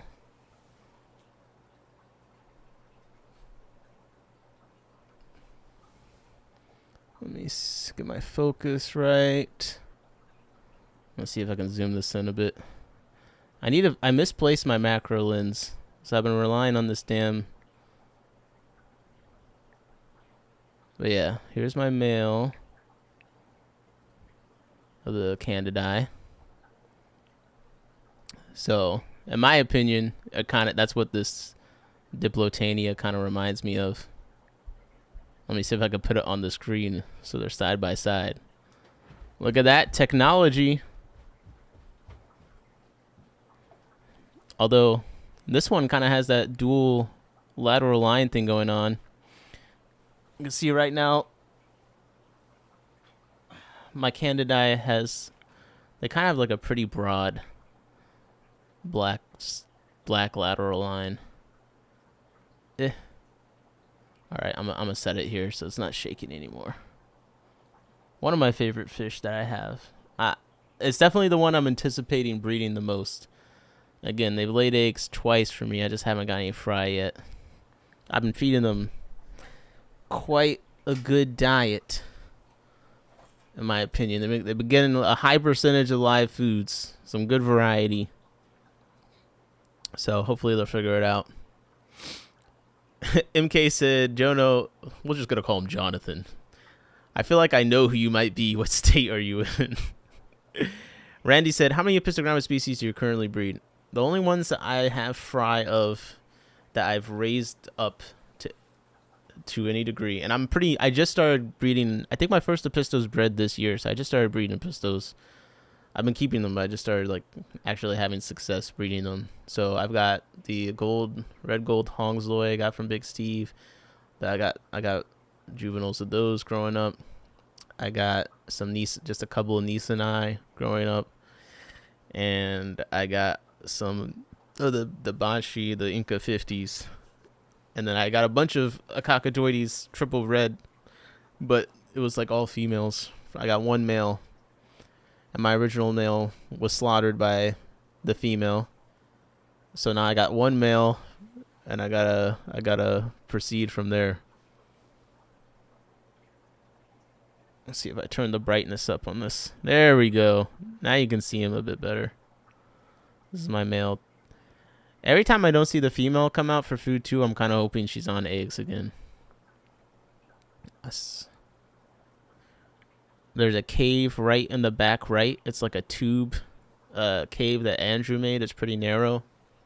So I got it for them since they're kind of they're very small, slender fish. And they've laid eggs in there twice, so I'm kind of hoping she's back there. Emily said I got Panduro. That's it. Yep. My Panduro did lay eggs, but I got no fry from this round of eggs on them. Randy said good luck. I appreciate it. I figure if they lay, we had a pair. If they lay eggs twice, they're gonna get it right eventually. It's kind of how I feel. And Bentoides said, always crazy seeing how many different species there could be in just one group. Very true. Nick doesn't realize how many badass breeders come through. Oh, did Mitchell Broom pop in? Broom be up in here. So yeah, the Pandora I'm waiting on, and I guess the Tefe, Dagazizi Tefe, I'm waiting to get fry from them, but I'm not like, they've just been in that tank with the barbs, so it's not like, I don't have a lot of breeding setups that are just strictly breeding. I'll put my Panduro back on and we'll look at some more photos real quick. But yeah, the Tenacar are definitely a favorite of mine.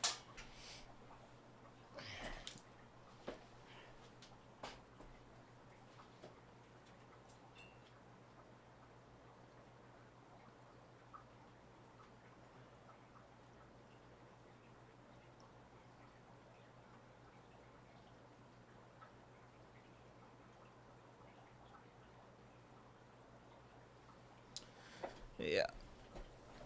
So, actually, Mick, you probably wanted an update on my Nanochromis Perilius.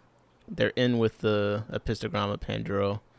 So I'm going to see if I can show you guys that. They have a big cloud of fry. That's part of why I'm keeping the tank a little. It's not very well lit because I just, sometimes when the fish have fry, I'm like, let me not blast you with light constantly. It's the least I could do. So this is a 28-gallon low boy. And you can see over here, that's the female Nanochromis on the right. And then the male on the left in the shadows. And they'll go back and forth every now and then, like establishing their territory. But usually it's nothing crazy. They're just like marking each other out, basically. So there's a female Panduro in the back, and the male does have a very nice blue to him. I'm not gonna lie, they looked a little bit plain in the moments that I first got them out the bag, because I'm so used to the Nissanai. So let me see if you can actually. I'm gonna have to zoom in a bit, but under this female Nanochromis is all for fry. It's just because of the lighting, it's hard to. I think I'm gonna shine a little flashlight on there. Just for a second. This is like the most fry. They've had wigglers before, but I've never had them have free swimming fry. And they came out swinging for this time. There's a good amount under there. Yeah. I don't want to disturb them too much, but I've been more into African. Like the cribs and the Nanochromis. This will be my first Nanochromis I've had breeding success with, even though everyone around me is breeding transvestitis with ease. But these guys are a bit bigger, and I think they're very, very pretty. That's an Apisto I'd like to try. They're gorgeous. Yeah, yeah. Small cichlids are fried. So much fun to watch. No, seriously. It's like a cloud. Aquatic Masto Snapter in the same tank. Yep. I put the Panduro in here kind of on purpose because I've had the Nanochromis for a while, and they've laid eggs a couple times, but I hadn't gotten fry. And sometimes it just seems like when there's other competition in the tank, perhaps they become a better pair. And that listen, it seemed to work. Within a couple weeks when we pinned the Pandoro in here, they got a big ass cloud of fry. So that seems to be, at least for this, it worked out. But you know, they have a lot of space. They're 28 gallon. MK said I'll be going. This is a very fun stream. I enjoyed it a lot. Oh, thank you very much. We enjoyed having you in the chat, sharing your knowledge. Appreciate that quite a bit. So hopefully you'll stop by in the future to let us know what fish we're looking at. MK said, hope you all have a good night or a good day from Mick. That's hilarious. Yep. Later, MK. Everyone's saying good night to MK. Camgen said, what size tank is this? A 20. Ooh, you can see the cloud. The fryer in the air. You can see it so clearly. Look at that. Come on. That's a pretty good batch of fry. Yeah. So I'm trying to feed them constantly. Oh, man, this is such a pretty fish. This is such a pretty fish. Okay. Let me refocus here. I just wanted to... I was glad you got... Now, I'm so sad because, like, I'm being reminded of... I had some... Regani... Wallacea Regani, the dwarf pike. And when the male had all his fry, it was a similar cloud. It was just awesome. I miss that male so much. But his kids are getting pretty big. So I can't decide if I'm just going to breed the kids together or if I'll get the male I got and breed him with his mom. I don't really know what is best practice there. Or maybe I'll eventually order. They just don't really sell them sexed. So I have to wait for it to come into a store near me because they're pretty easy to sex. Okay. Let me pull up the thing again real quick.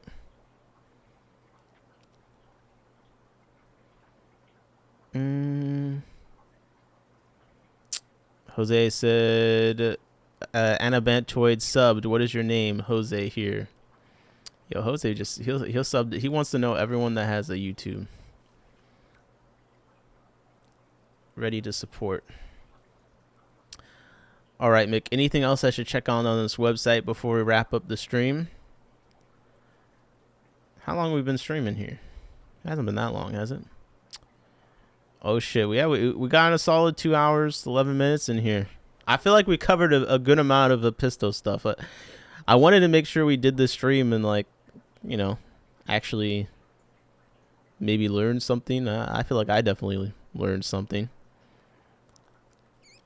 But there's still a lot more on the site to look at, I feel like. Like, this is a whole other page. So if you haven't gone to the site, I linked it in the chat. tomc.no. Really cool website. And if you're an Apisto enthusiast or something, Apistophile, as they said earlier on the replay or live, let me know if we missed anything. We can always do a follow-up stream. I would happily have any of you Apistophiles come up on stream and talk about Apistos with me. Educate us. Bro, my cat is going crazy right now. Aquatic Masters, there's also very good articles on there about paleography and other stuff. Yeah, we read a little bit of the distribution stuff. We got through a little bit of that. Hey, Ada, stop. she trying to get my attention. I wanted to go through all the Nanostomus profiles and stuff too.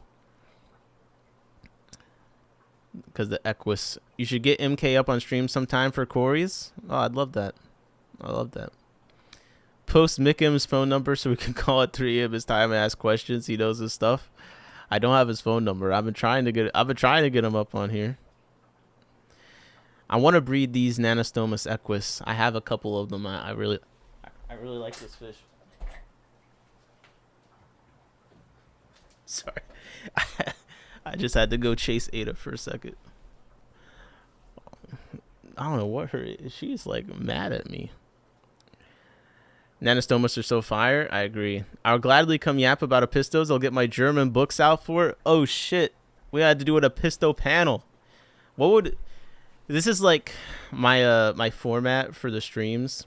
I always try and find like 3 things I can put in the title. So like for Matthew, what I put in the title was substrate spawning killifish, aquaculture and fish health, and conservation biology with Matthew Weeks. So if we're going to do an Apisto stream, what do you guys think would be like the 3 headlining topics? Like we cover more stuff than that, but I'm just curious, like the Apistophiles, what do you think are the 3 things you'd want to make sure we hit on? Mick said, nice, Aquatic Masters. I like how you're thinking. Breaking out the German books for the stream would be awesome. Anna Bantoid said, I'm Ray. I'm glad to be chatting, though I'm definitely not as educated as most other viewers here seem to be. Hey, you never know, man. They might just be using ChatGPT in the chat. You never know. Mick said tank tips, like how to set up a pistol. Okay, that would be good. This is one of those streams where, like, the whole point is that the chat knows more than I do, I feel like.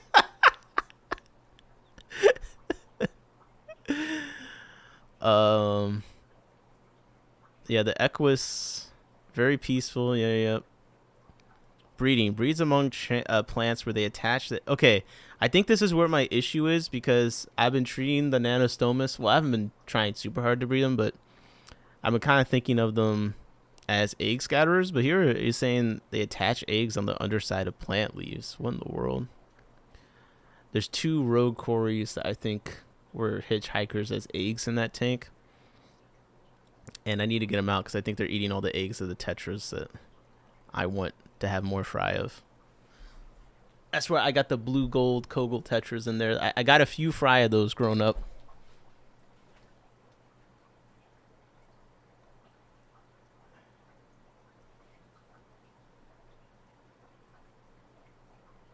Let's see if I can.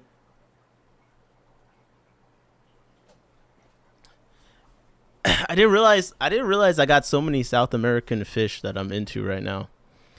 But the blue gold Kogel tetras are one of the fish I really want to breed a lot of because they're kind of something a little bit different.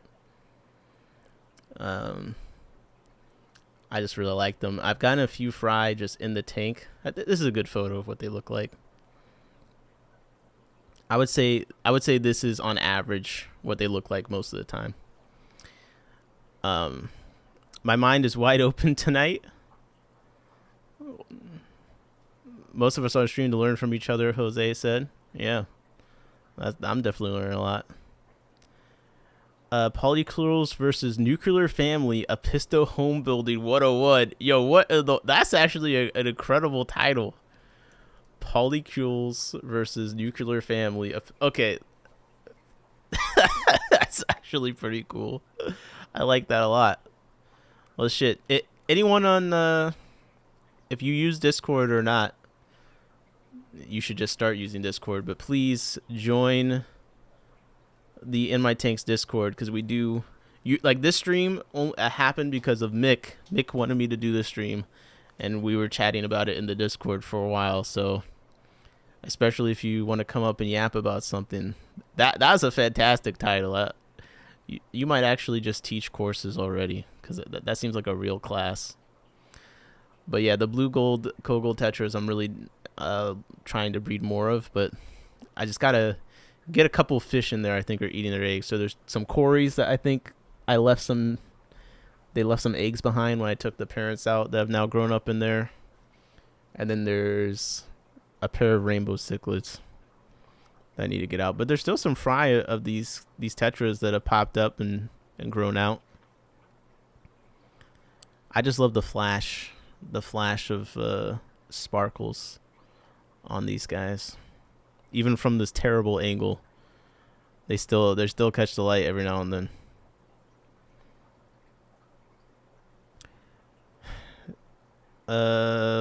Cam Jam said, I can't do Discord, but y'all hit me up on TikTok. What? JB said, excellent stream, Nick made you do it. Randy said, what's your favorite fish website to purchase from? Big Cat said, have you already or have you considered an Earth Eater stream? I mean, I haven't specifically, but we kind of stream about whatever here. If there's anyone that knows a lot about something, I'm always happy to have them come on and discuss it. And I usually try and do enough preparation. Like with Matthew, it was easier because I know a decent about killifish, and we try and read some related papers to some of the stuff he knows about. But like, you know, for something like Earth Eaters, like I try to do enough research that I can ask the questions that need to be asked, so we can all figure out what's going on. Anna Bantoy said, I just joined the server a minute ago, and I'm glad I can be alerted to new streams. One of these days, I want to stream with some African focus. All right. Sounds good to me. I feel like the most African stuff we've done is like cribs and killifish. What websites you like ordering fish from? Just off the question that Randy put in. I've talked about this before, but I'm kind of spoiled. I got a good crop of local fish stores near me, so I don't really have to order fish online most of the time. Like I got most of my, pretty much all my Apistos from local people or local stores, and like all my rare tetras and stuff I got locally, and the barbs and even the newts I got locally. I got 2 species of newts, so it's not often that I have to order fish online. But the places that I have, well, the killifish, I've done a lot of aquabid, which rest in peace. Aqua imports, I didn't have the best experience because I ordered half beaks, and it was the sailfin tetras came in all right. It was mostly the half beaks were giant, and they put 4 per bag, and they're like this big, and also half beaks are not that friendly with each other. Especially these turned out to be I think it was a different species than what I ordered. It was one of the Celeste half beaks, and they were very aggressive, and 2 of them were dead in each bag. But I will say Aqua Imports does have a really cool selection, and you know, maybe I'd order something else. For like more standard, cheaper stuff, like people give me a lot of shit for this, but I actually like ordering from Aquahuna for a lot of that kind of bread and butter stuff, like a mono shrimp. I've had good experiences with them. It's just the most affordable, and it works out. Anytime I've had problems, they just refund me. But I want to order from Wet Spot, but the thing is that they also run a wholesale, right? Cyclage Exchange, and a lot of the stores near me buy from them. So I have no reason to order from Wet Spot because most of the stuff on their website ends up in the stores around me. So Jose said, many local stores in my area I can get almost anything. Oh yeah, there you go. Diana said, I'm 20 minutes from Aquarium Co-op. Don't need to order online. There you go. There you go. Big Fish said, no LFS within hours, so it's online only for me. Damn. Yeah, one store that's local to me, Elite Menagerie Habitats. A lot of people in the chat are a fan of that store. She tends to have some more uncommon stuff. Let's see. What other places do we like? That I want to talk about places I actually ordered from, because there's a lot of places I look I never ordered from. But I know Imperial Tropicals is very popular right now. They have a lot of Randy said rub it in, why don't you? The LFSs. Yeah. Jose said, I love Aquahuna for small fish. Prices are usually better and flat shipping rate. Yep. My husband got a Gamer Discord on my email, so I can't do it. That's hilarious. I buy online from eBay a lot. I did really like Tristan's when I use them. I haven't ordered from Tristan's, but he often has stuff that looks nice to me, so I'm curious. I've heard mostly good things. Imperial Tropicals seem to have pretty decent pricing. Again, they have a lot of sales all the time, which was kind of interesting. And sometimes, like for instance, Gymnogeophagus terrapura or whatever, how do you say it? Gymnogeophagus. I know I'm spelling it wrong. I just rely on Google. This fish is like one they regularly have on a buy one get one sale, which is like, it's a pretty nice fish, and can be expensive. So like sometimes stuff like that pops up where it's pretty cool. And I like their shipping info. They show you exactly how much it's gonna cost to ship to you next day, depending on where you are in the U.S. Wetspot is a wholesale offering. No one told me. I'm about to write some emails. Well, I mean, you know what Cichlid Exchange is? Cichlid Exchange. This is Wetspot. It didn't used to be like highlighted, but I think there's somewhere on here where now it says like brought to you by Wetspot Tropical Fish or something. But yeah, it's one of the ones where like you got to be brick and mortar. Like they're kind of picky allegedly about. Ada, what is going on? I need to cut her nails. She keeps jumping up on my leg, but her nails are so sharp. Oh, that hurt. Jose, Aquatic Master Style is just in NC for Carolina Aquatics Open House. You can go live by them. Yo, I wish I could have made it to that. I mean, I don't own a store or anything. I don't wholesale anything, but shit. That would have been cool just to get some information. I thought it was cool that they did that. Carolina Aquatics did this whole open house thing, and I guess they're supposed to show some good tips and stuff for people. But yeah, if you basically with the Wetspot, if you go to their new fish listing, I forget what it is, but all the fish on this list on new fish, I think a little bit before it hits this page, the stores get to see it and order from it on the wholesale. I forget the exact timeline, but generally what it comes down to is, but when I see the fish on this list, I can almost guarantee that when I go to some of my LFSs, some of the items on here will be there in the next few days. So, or that my store near me might be able to order it. I might be able to ask them. Yo, this is such... I love when they give fish name like the poor man's Tropheus.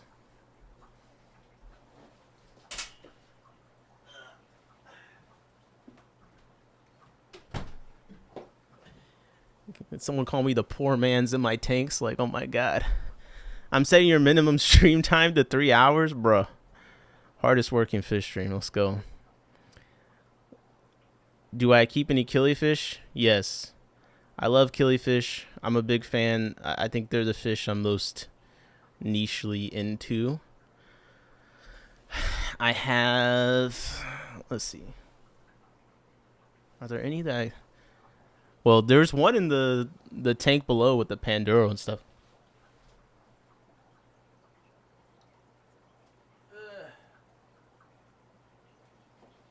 One second. I gotta reset my size, and then I'm gonna try and list all the killies. Right now, I'm actually trying to downsize all my fish species in general, because I want to focus on breeding more of the species I really like. You know, I don't want to be... I'm trying to be less of a fish hoarder. I think I'm on the edge right now. But like, for instance, this is Epiplates Rolofi. It's a really nice one. It's all orange. They got a blue face, blue chin. He's kind of on the top there, so you can't really see him all the way. They got like a cheetah pattern on their body. I've got some Galaris from the Funge location. I got a bunch of those I'm growing out. I'm pretty excited.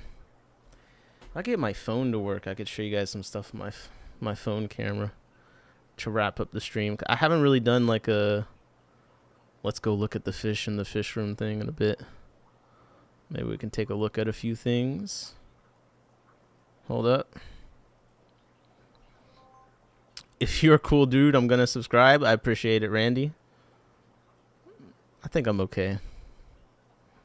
I don't know. We'll see what you think after a little while. Mick said Epiplaty and Planet Tanks are awesome. Rolofi plus Lamati are my favorite. Yeah. SC has a couple decent but pricey LFSs in my area. I'm in Charleston, and from here you'd be looking at a 40+ minute drive to all of them. Damn. Plus, most of the get-togethers I ever see are upstate. Okay. So we're gonna have to go off to a new microphone. I'm gonna walk around. We'll look at a couple things. And then that's gonna be the end of the stream. Okay. So let's see what we can find. What fish can we see? We're going mobile. Yeah, Roloffy are really pretty. I'll try and get some of those. Killifish. So this is like my most exciting killifish project right now, is I'm growing out all these Galaris. So this is from the Funge location, which seems to be a little bit different, a little bit newer. So they're just starting to get to the size where you can see the color on them. There's one or two males in there that are really starting to come into the color, but they don't want to come into the light. So it's like full of them. So I got a good amount of these. Ah, there we go. So they're all blue and red on the body. I'll show you the adults. The red chin killie, that should be like the Degete, Applies Degete Monrovier or something. So this is the adult of what we were just looking at. I have terrible light over here, but yeah, this is, you know, Fundulopangex suggesti, or however you say it, funge. So right now the light is not looking the most saturated, but that's just because the color of the water, and it's pretty dim. But all blue and red body. They got the trident. His trident tail is starting to come in a little bit. Just a little bit. And they're pretty chill, honestly. So that's him. That's his female right here. These are bigger, definitely some bigger killifish. Ah, there you go. You can see the blue a bit better in this lighting. Blue with red stripes. Yes. And then my other project, which I'm having some issues health-wise with, is the Procatopus. So they're not doing too hot, I'm not gonna lie. I've had them for a couple years, but the adults are starting to fade away on me. It's a lampi schooling fish. Luckily I do have a good amount of fry growing out in different stages, but that's definitely been a bit of a bummer. So these are little killifish babies with my Sturbite. This is one of the blue gold Kogel tetras that I raised. I haven't been able to catch them out this tank. They were in this tank temporarily for a bit, and I guess they laid some eggs, and I caught most of them, but this guy's just been like staying in there. Okay, I got some, let's see, there's some striatum in here. Here they come. Yep, this is Aphysimian striatum lamberine. So you can see they're all red striped. Of course, I have the spawning mop right in front, so I gotta wait for them to like bless us with their presence. But they're very nice looking fish. Yes, you can come to the front. I do really like killies. There we go. There we go. They do come up to the tank to say hello. Unintentional tank rotation breeding method. That's how I'm trying to intentionally do that with a lot of stuff. Like that's what I'm doing with the Pseudomego luminatus right now. Yeah, Aphysimian striatum. Pretty nice fish. Ugh. Trying to think where all my killies are that I could actually show. I got a good amount of Fundulopangex gardneri fry right now.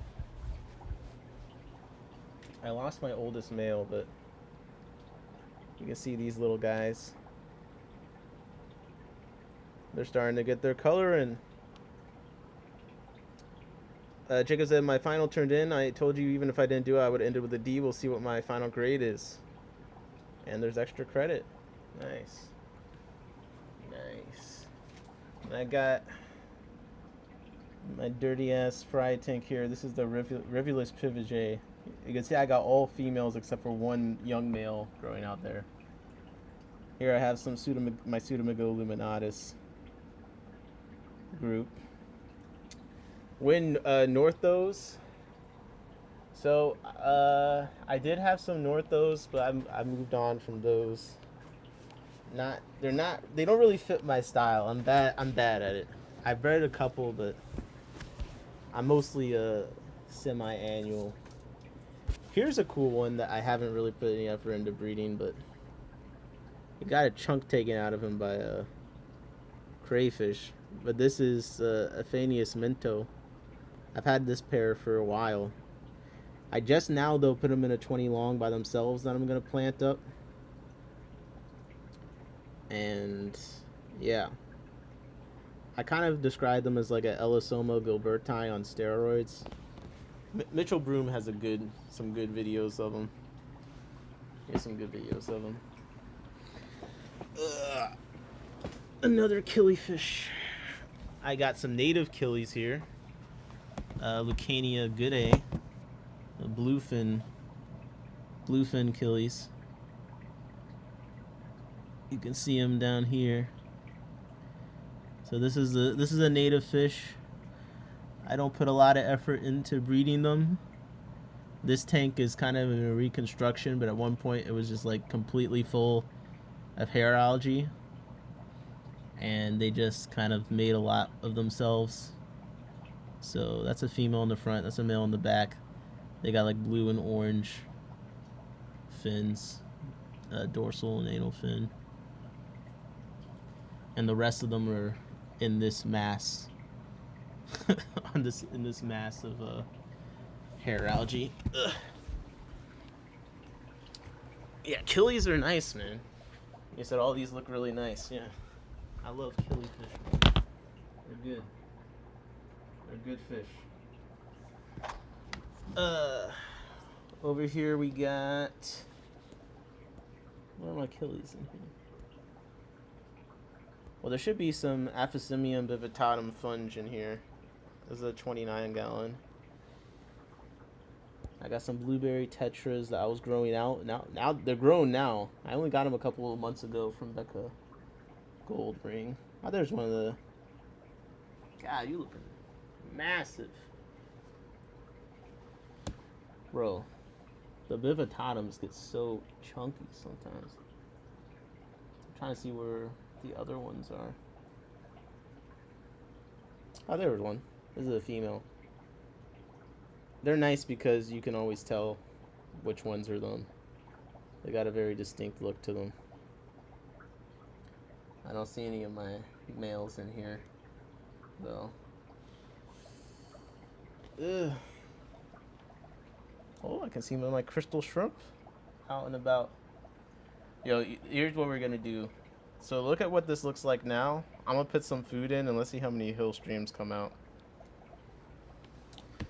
Fish and Jay said, can we see those cribs? I'll do my best. I do my best. So I have my 140 breeder where I have a colony of them and their health has just been terrible. And I've been trying to get it stabilized for a while. And then I have my other healthy colony. But the main pair is like about to, I think they are about to lay eggs and spawn. So everyone's kind of like a little squirrely, but I do see my main male out, so we might be able to see him. 1 second. I'm putting some food in this tank real quick.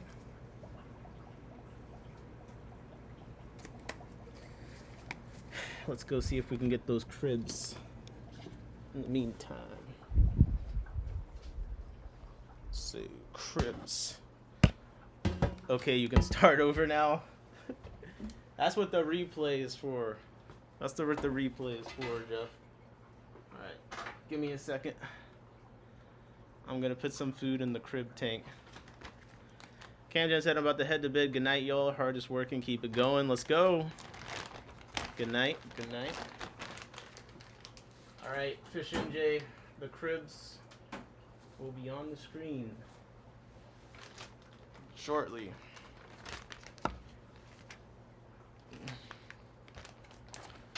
Jose said, good night, Cammy. I'll follow soon. Finally. Alright, so this is Pelvic Acromis Drakenfelsii. And this is my F1 female I've had for a while. You can see some of her kids here. Cribs are like little cats, man. That's what I always say. So we got some of their kids here. And I think she's either got some eggs or fry back there. So it's kind of hard to get a look at her. So it's my old... I'm probably the most emotionally attached to this pair of fish. They're very pretty. Mick said bedtime. It's only 5:22 a.m. Aquatic Master said just sent the email to Cichlid Exchange. Oh my god. What did you say?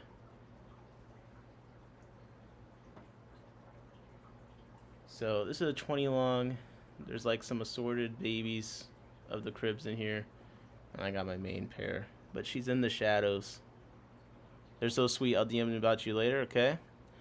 Got aquariums maintained by Andy in the chat. Said howdy. What's up? How you doing? Howdy, howdy.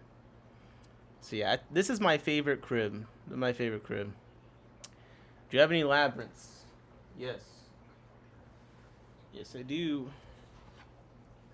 I've got some bettas. I've got some gourami. Let me see what I can find. Let me see. So, here's another Apisto.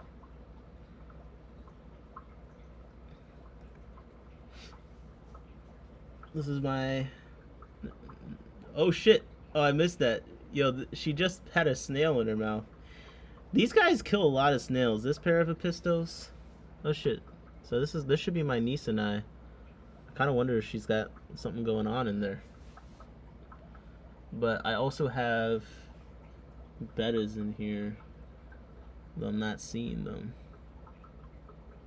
right now. But I did come for the Apistos. Yeah. Ooh, we might have to see the cockatoides. He's next to me with his fry. I see him. I don't see the fry out and about. All right, I'm gonna sit here for a second because then the fish will come out eventually. So here we got my male cockatoides. Why is he making that face at me, man? I don't know why he's looking at me like that. Sorry, I don't know why that's so funny. Let me find my labyrinths.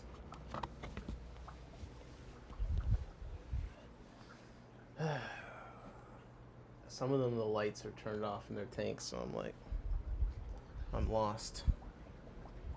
I'm totally lost. This is some of my baby of the Inca 50s in here. In this tank.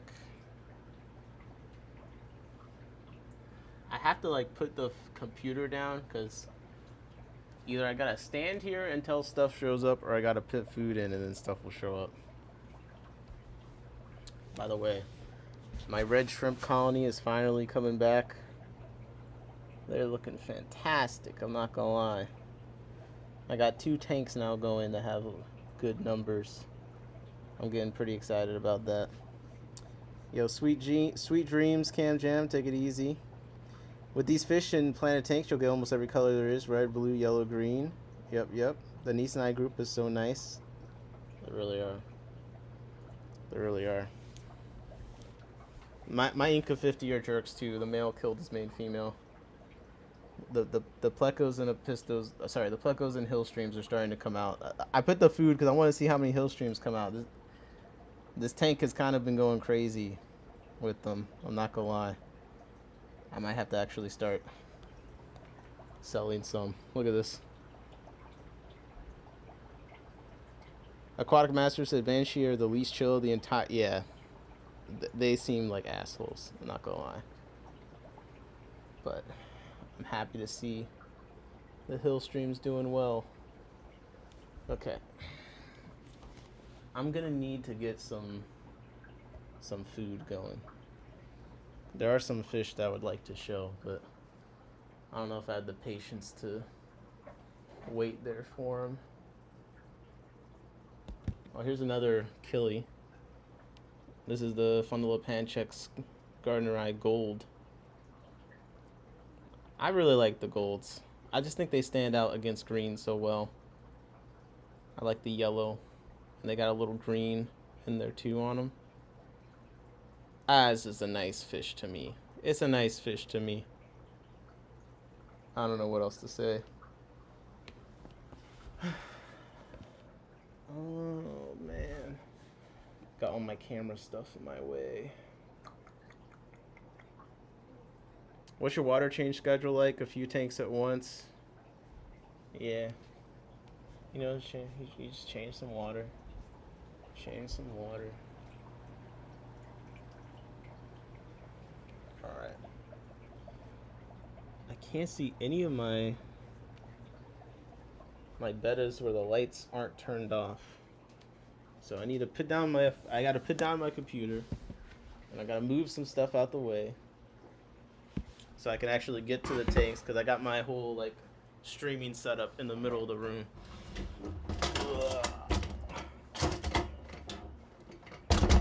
Alright. Now we can look at some more fish. I've unlocked a new zone. So here you can see my Cockatoides triple red group, where it's all the females.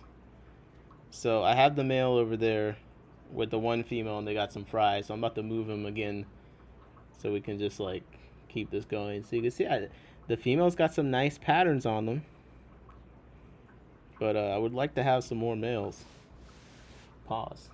You know? But in this tank is a pretty cool pair of killifish. I'm going to put some food in there. Jeff said if I'm not changing water, I'm behind on water changes. Yeah. I'm behind on water changes right now because one of my main siphon tubes got clogged. And I have not fixed it yet. So this is one of my riverless. Well, my only riverless I have. The riverless Pivot. I just put some food in, so.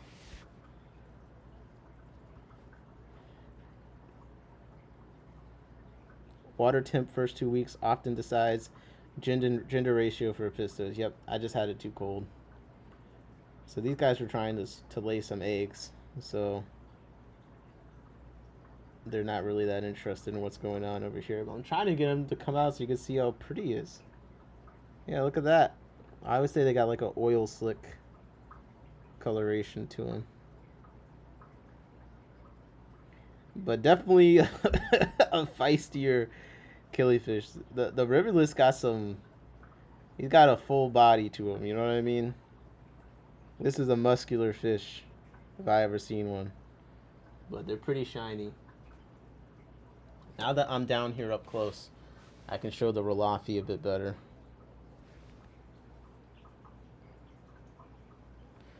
If he wants to turn to the side. You just want to awkwardly stare at me like this, man?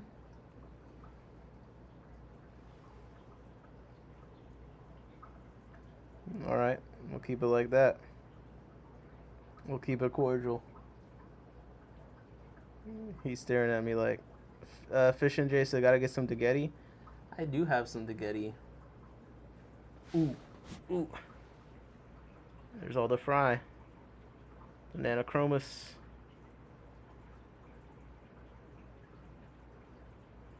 Killifish remind me of a micro pike. Ooh, if I hit the lights, I could show you my pike babies growing up. That's worth turning the lights on in the tank.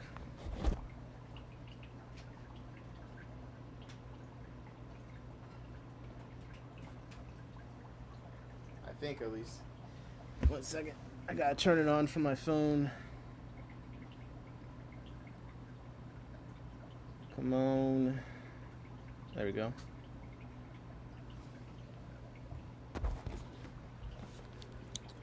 So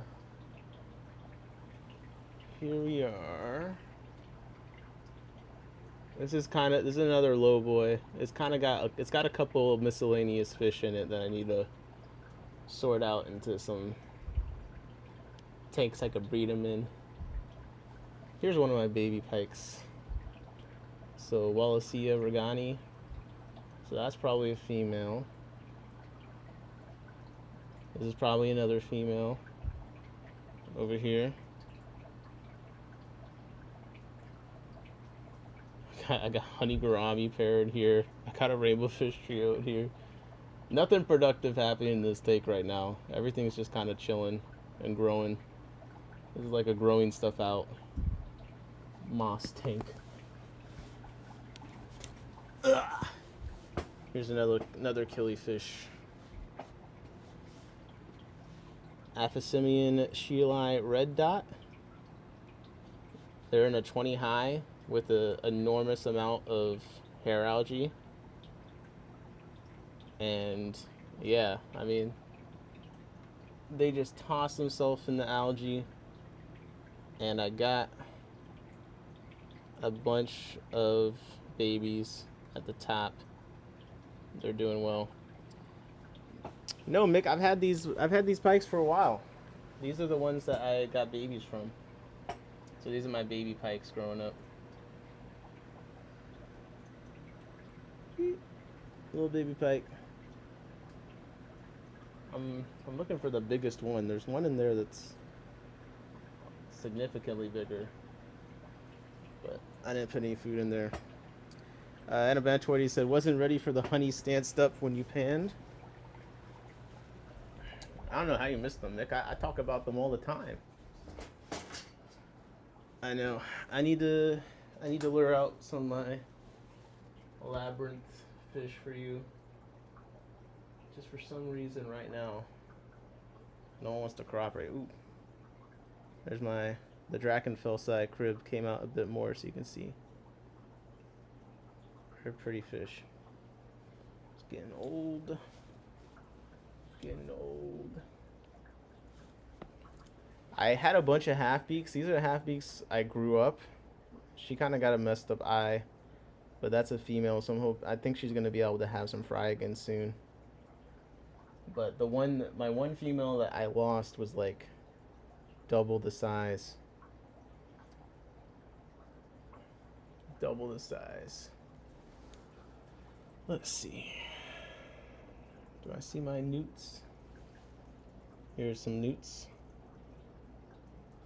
I'm sure if you post labyrinth pics on Discord, I'll find a way to sniff them out. Yeah.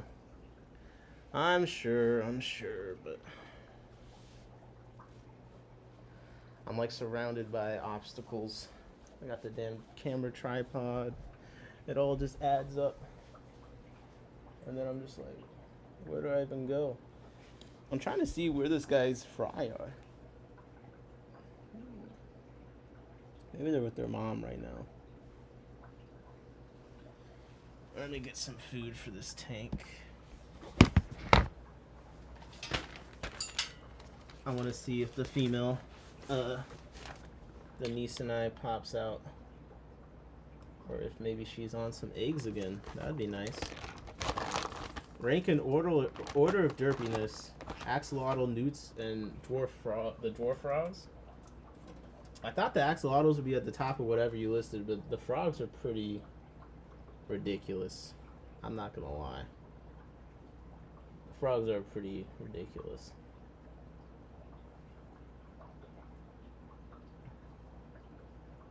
Oh. She's jumping out real quick. Yeah, I gotta take the Nisani over the Panduro. The yellow is just so crazy. But she definitely might have some eggs in that cave. She's acting like she does. It's pretty much good enough for me. But that would explain why I'm not seeing too much of the other fish around. They're probably all back in the moss where she's not gonna chase them. Short Secluded said she definitely got some eggs in there. Yeah, I think so. That's exciting because I got like a handful of juveniles from her last batch. Here's my oldest Elisoma male. Elisoma gilberti. I might actually put some pairs up soon because I finally have grown out a few. But this guy is over a year old. I don't want to say 2 years old, but he's pretty up there. I've had him forever. He's a big old man. Gotta love some Elisoma. Ah, there's one of my bettas. So I have some of my album Arginata in here. So yeah, see, that's why I wasn't seeing them. So I've been meaning to set up their own tank anyway. I've had them with the Apistos for a while. It's just when she lays eggs, then everyone just hides. So in that back mossy section, you gotta see about getting some micro tympoma in this room. Yo, they are pretty cool. My friend just got some. They're in my office recently. They're pretty cool. I'd be open to it. I'd be open to it at the right time. I thought I'd see all my better rubra and stuff, but because I have them in this tank, but it's up high. I have my better rubra in this tank. It's up high, and the back half is all moss. So I'm not seeing anything. I'm just seeing the rice fish. Oh, my shell dwellers. Let's see. Elisoma is awesome. I keep meaning to get some, but never works. And the betta, awesome. Yeah, we got one betta in there. See? Wait, I got some rubra over here. I think I can lure out.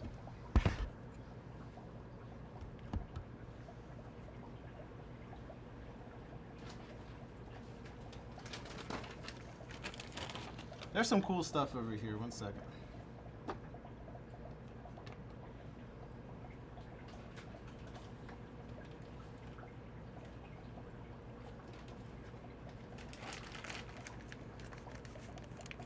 Honestly, I'm more scared of her than him, but yeah, it ought to wait till I have my 40 breeder set up again. I have great luck with 10 gallons and Apistos, but the reputation in trans has is scary.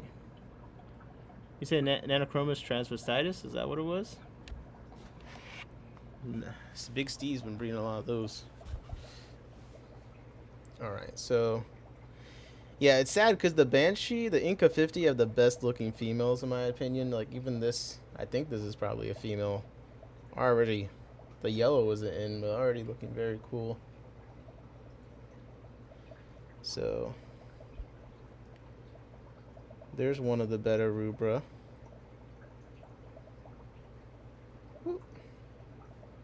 Quick strike. These were like babies when I put them in here originally. So I'm terrible. I don't know why I have such a. I can't sex better rubra unless they're in their color form or it's very obvious. When they're just this gray, I know that there's like things you can look at and stuff, and my mind just goes totally blank. But yeah, I got some Apistos growing out in here, and I got some better rubra in here. The Inca 50 ladies I think are the best looking. The stripes on that are so cool. Yep. The Apistogramma Berti eggs hatch low numbers as of yet, but I'm hopeful. Congrats on the hatch. The rubra are cute, but I just like the album Arginata a lot. A lot. And I think the albies look better on average. The rubra to me are just not as colored up all the time. Oh, look at that blue sheen on the Apisto coming in. Yeah. I kind of made a mistake in this tank. I had the male Inca 50, and I had 2 females. And my friend was like, you should just put the females together, you know. Long story short, within 12 hours, I had 1 male. That was crazy. Worst Apisto ever when it comes to temperament. Jeff says, I prefer the Rubra for wilds. Really?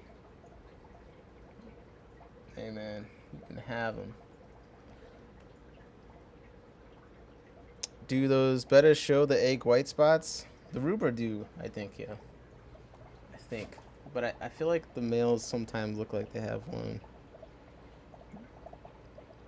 My monos are growing. These are ones I got from Jody, Tropical Fish Co. These are like the ones that got like the gold.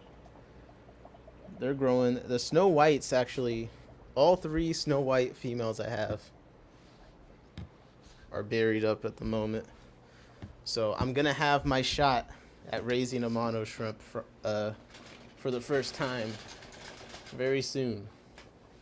Because I got 3 very buried up mono shrimp females. There's one.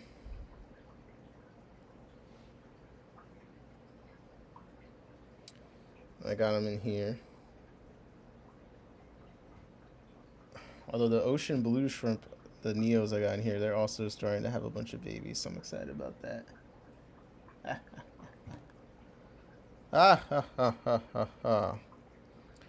Sunny said, did I read that Sunny thing already? 1 second. Where'd it go? There was something like, don't rub another man's rubra or something ridiculous. This guy thinks he's a comedian. All right. Oh, yeah. I wanted to show the tetras a bit more. Yeah. I like this fish quite a bit. And this is where I have my equus, the Nanostomus equus. I think they just look awesome. Where'd they go? Ah, there's one. This is one of my coco core tanks, so the substrate is a bunch of coco core. Just so you know. I didn't let the moam get that bad. But I just love how the equus kind of hang out. With that dip tail. Oh, there's one of the baby, yeah, well, not baby, younger Kogo tetras that grew up in there. Mick said I have Beta, Denisongi, but all males, I believe. They're in a tank full of roots and rotalas. Let me see if I can lure out my... I got some licorice gourami. I have the... I know I won't be able to get the linky to show up on stream because of their tank is off. But I might be able to get the Ornaticata to come out. I'm so mad. I saw the Ornaticata like doing this the spawning thing, like wrapping around each other. And I was like 2 seconds away from actually getting footage of it. I don't know if they're... Because they still seem a little small to me, but... I don't know if they're actually spawning or just going through the motions. It was definitely male and female, but... It was really cool to see. I've only seen the... I bred some sparkling gourami before, and I seen them do it once. But, let's see if I can lure them out with some grindle worms. Sorry, my female betta splendas have very obvious white egg spots. That's why I wondered. Yeah, it's not... At least, to me, it doesn't seem as obvious, but I'm also... I'm not so incompetent, so... There's always that.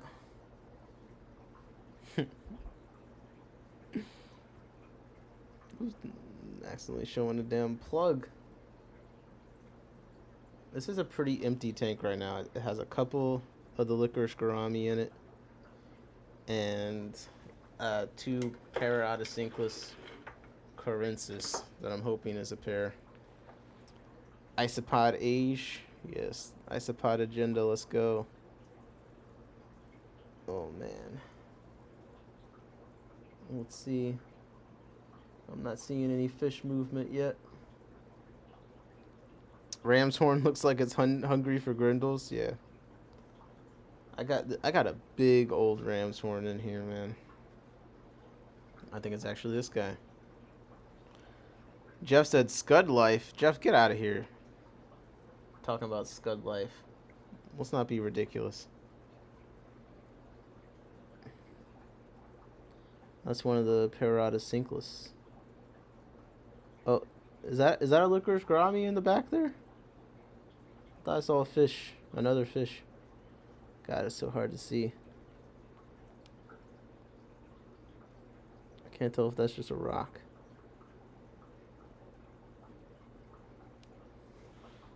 Ah, there's one. There's one of the gourami. So yeah, this is the P or Naticata. And they're still a little small. I feel like they're still starting to get into their coloration. That's why I was surprised when I saw them doing spawning behavior. Because I got them from the LFS. They weren't in the best condition. I mean, not that surprising. They were like super skinny. I lost one or two, but I've been really fattening them up. So like that guy looked pretty good. I got the Aquatic Master said you have Ornaticata. That's what they sold to me as. Bamba got some too. His have colored up a bit more. He's had them longer, and it does look right. But my LFS had a bunch of them in. I really need to go see if they have more. I was like, I shouldn't do it, but I was like, I don't know when I'm gonna see these again, you know. So I haven't had the best luck with licorice gourami, mostly because the ones I've gotten, besides the Linky, just weren't in the best condition. Someone near me breeds the Linky though, so I've gotten some pairs. But that's one right there. Isopod agenda. I'm setting up a porch pond, endless rice fish. Would my isopods be safe if I put some in first? I would put some isopods in, let them establish a population. I have a situation like that with rice fish and guppies. Right now, I can show you. I'm waiting for this guy to come out. Aquatic Master said, I almost bought the ones from London Town, but I didn't have a tank ready. Bucketfish for me, but I won't get them if I can't do it right since they're about to go extinct. Yeah, that's the kind of attitude I should have more often. I bought them from London Town, though. So these are the ones I got from London Town. Oh, there he is. And I knew I had this tank ready, so that's why I did it. Because I was like, look, I got one tank. It's been running a while. I only got shrimp in it and two autos. Like, I think it'll be a good tank for them. So if you see them in London Town, you know what I'm talking about then. So, some of them were really small and kind of skinny, so I got 6. And I know I lost one. But sometimes it's hard to tell because they've been a little bit not always out and about. And as you can see, when I do put food in there, since I provided them with all this plants and leaf litter, they're very good at going in between all of it and eating from the shadows. Let me show. So I'm hoping I saw them doing like they were wrapped around each other doing the spawning behavior the other day. So that's why I was excited because they're, pretty endangered. I was surprised to see them even doing that at their size, but I don't know. Fish often surprise me at how small they can spawn at. So I didn't put these guppies. I want to get rid of these guppies. Someone brought them. So Christopher Junkin was looking for Ginga Sapphiris, and I guess his friend that was supposed to give them to me to give to him brought them to a meeting and was like, well, does Chris still want them? And I'm like, well, like everyone else, I haven't heard from Chris in a very long time. He kind of ghosted everyone.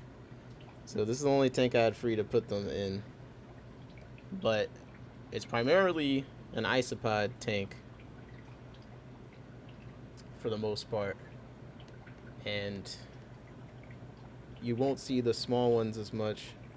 But there's big old isopods all throughout here.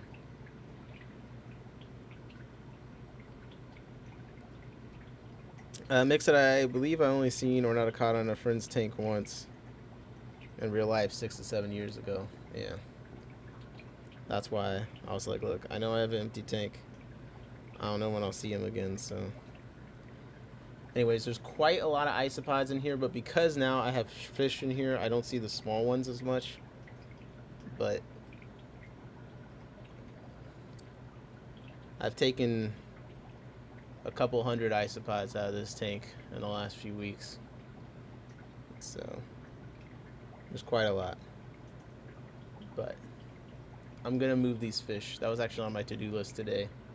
I might do that after the stream. Bro, I don't know why I cannot get these Congo Tetra eggs to like hatch at appropriate rates. I'm not trying the hardest, but like I'm just shocked that so many of the eggs seem to just be no good. I think I need to adjust my temperature. I think that's what I need. I think I need to get them in hotter temperature so they hatch faster. Oh damn, look. Achilles looking good. Look at that. See, that's why I'm excited about that tank. I got like 30 to 40 of them in. Night Jose, take it easy. Yeah, that, come on, man. Let me see. I missed a chat. Aquatic Master said, hiding 24/7 like the plecos of lungfish. Fish and Jay said, what locale of Galaris is that? This is Funge. So it's basically like the low, L-O-E. L-O-E. But yeah, Diana, with the smaller fish, you can usually keep the isopods in there. You're just not going to see the smaller ones as much. So this is another isopod tank. And a rice fish like is not going to be able to eat one of these full-grown, bigger isopods, you know. Dude, my room is in such shambles right now. I'm not gonna lie. I'm looking around like everything I really need to work on. Everything. But yeah. So like this is a 2.5. This is actually the same 2.5 I did a video on, although right now it's looking not as photogenic. And I don't really keep that many fish in here, but you see a bit more variation in the sizes of them. Let me see.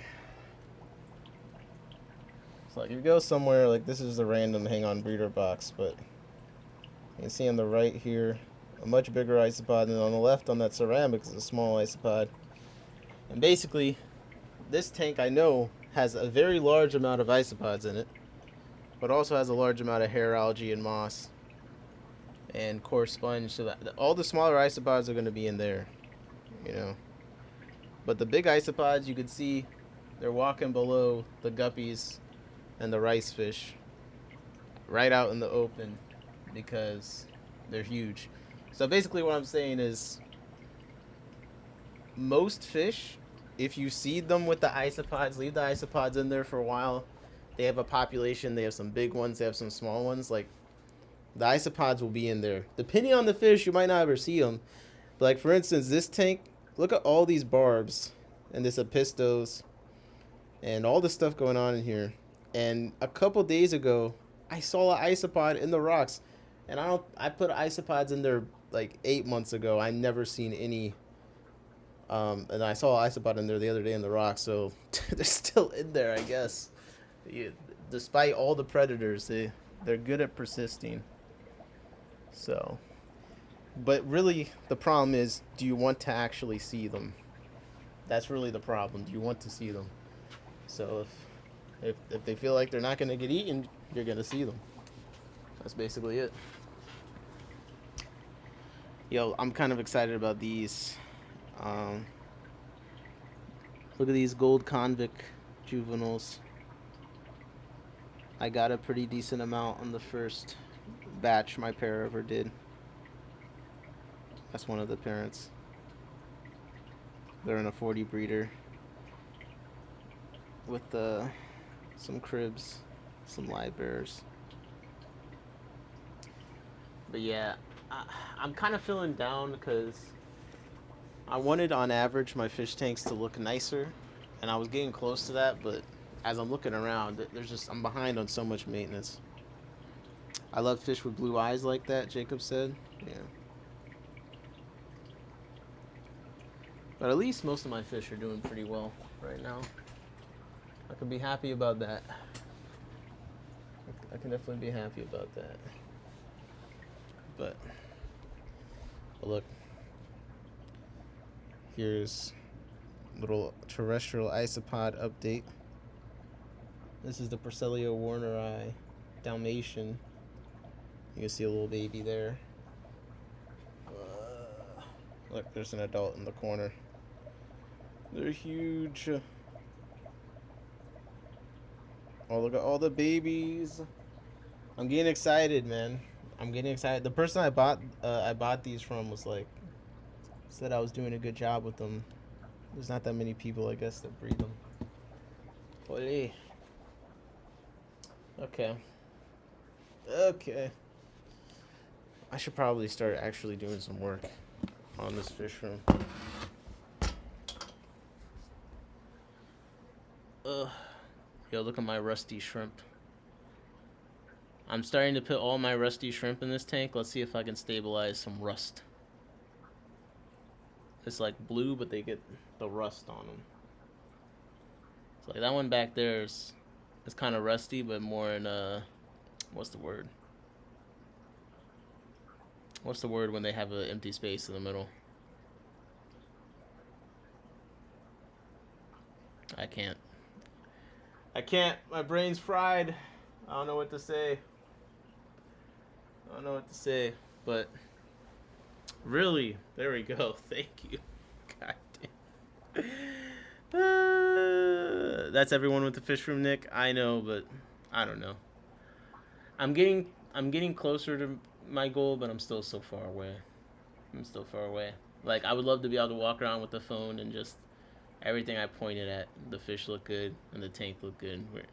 It's better than it used to be, but there's still a long way to go. And more importantly, I want to breed more of the fish I like. So my goal would be, I'm showing you this fish and I'm showing you the tank of all the babies I have from it. That's what I want.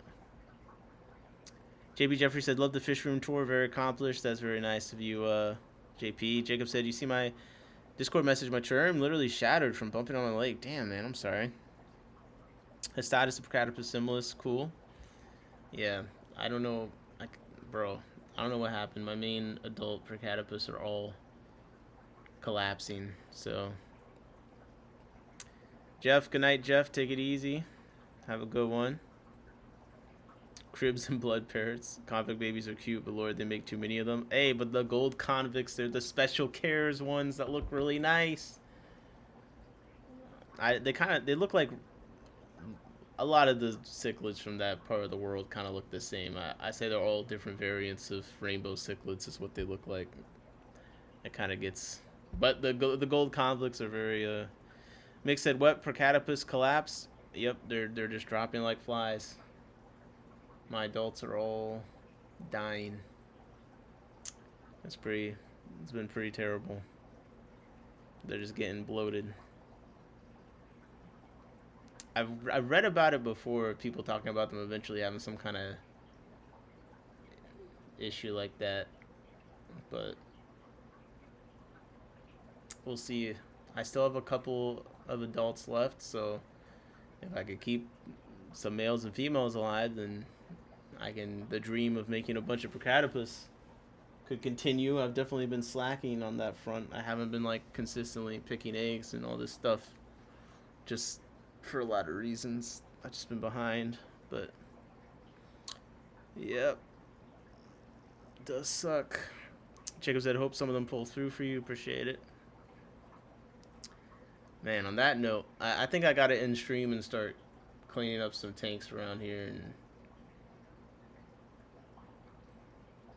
oh my god, I left the grindleworm thing open. Did I? No, I didn't. Okay. I was like, wait, did I leave it open? I forgot. Okay, it's closed. I don't need more fruit flies getting in there. But, man, this has been a fun stream. I really appreciate everyone coming through.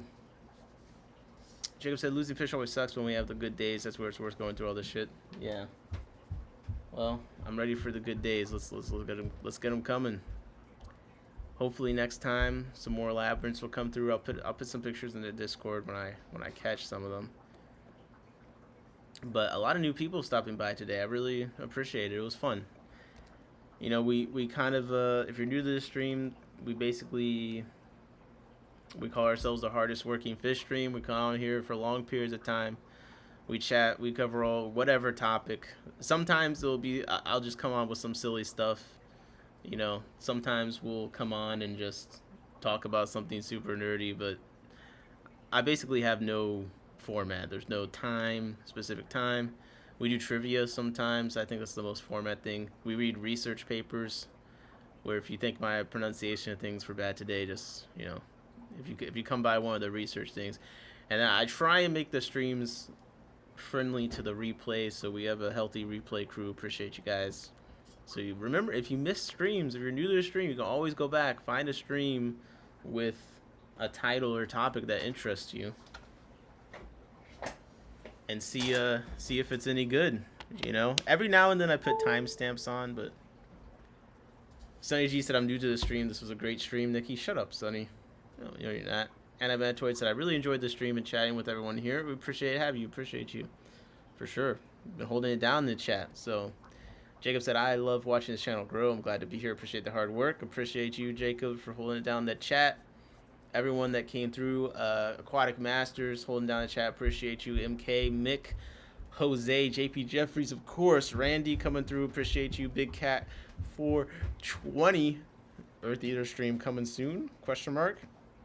Anna Bantoid, appreciate you. Diana, of course. Good luck with the isopod agenda, growing the isopod army. I'm excited for you. Hope that pond goes well.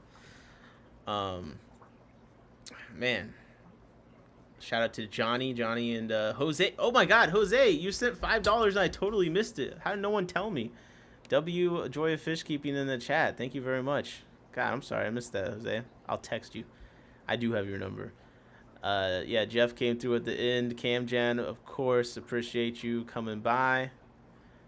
Sunny, I guess I appreciate you too. Dwarciculate Fish in J.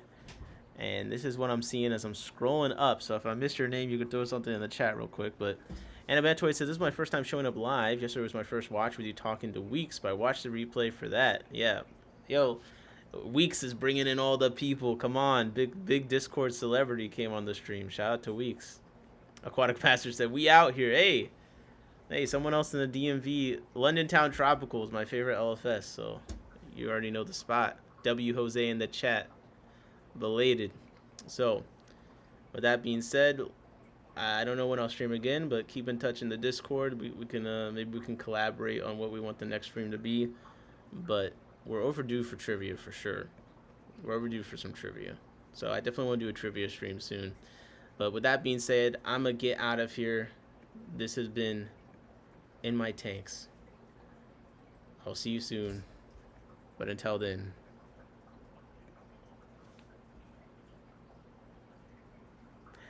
I'm out.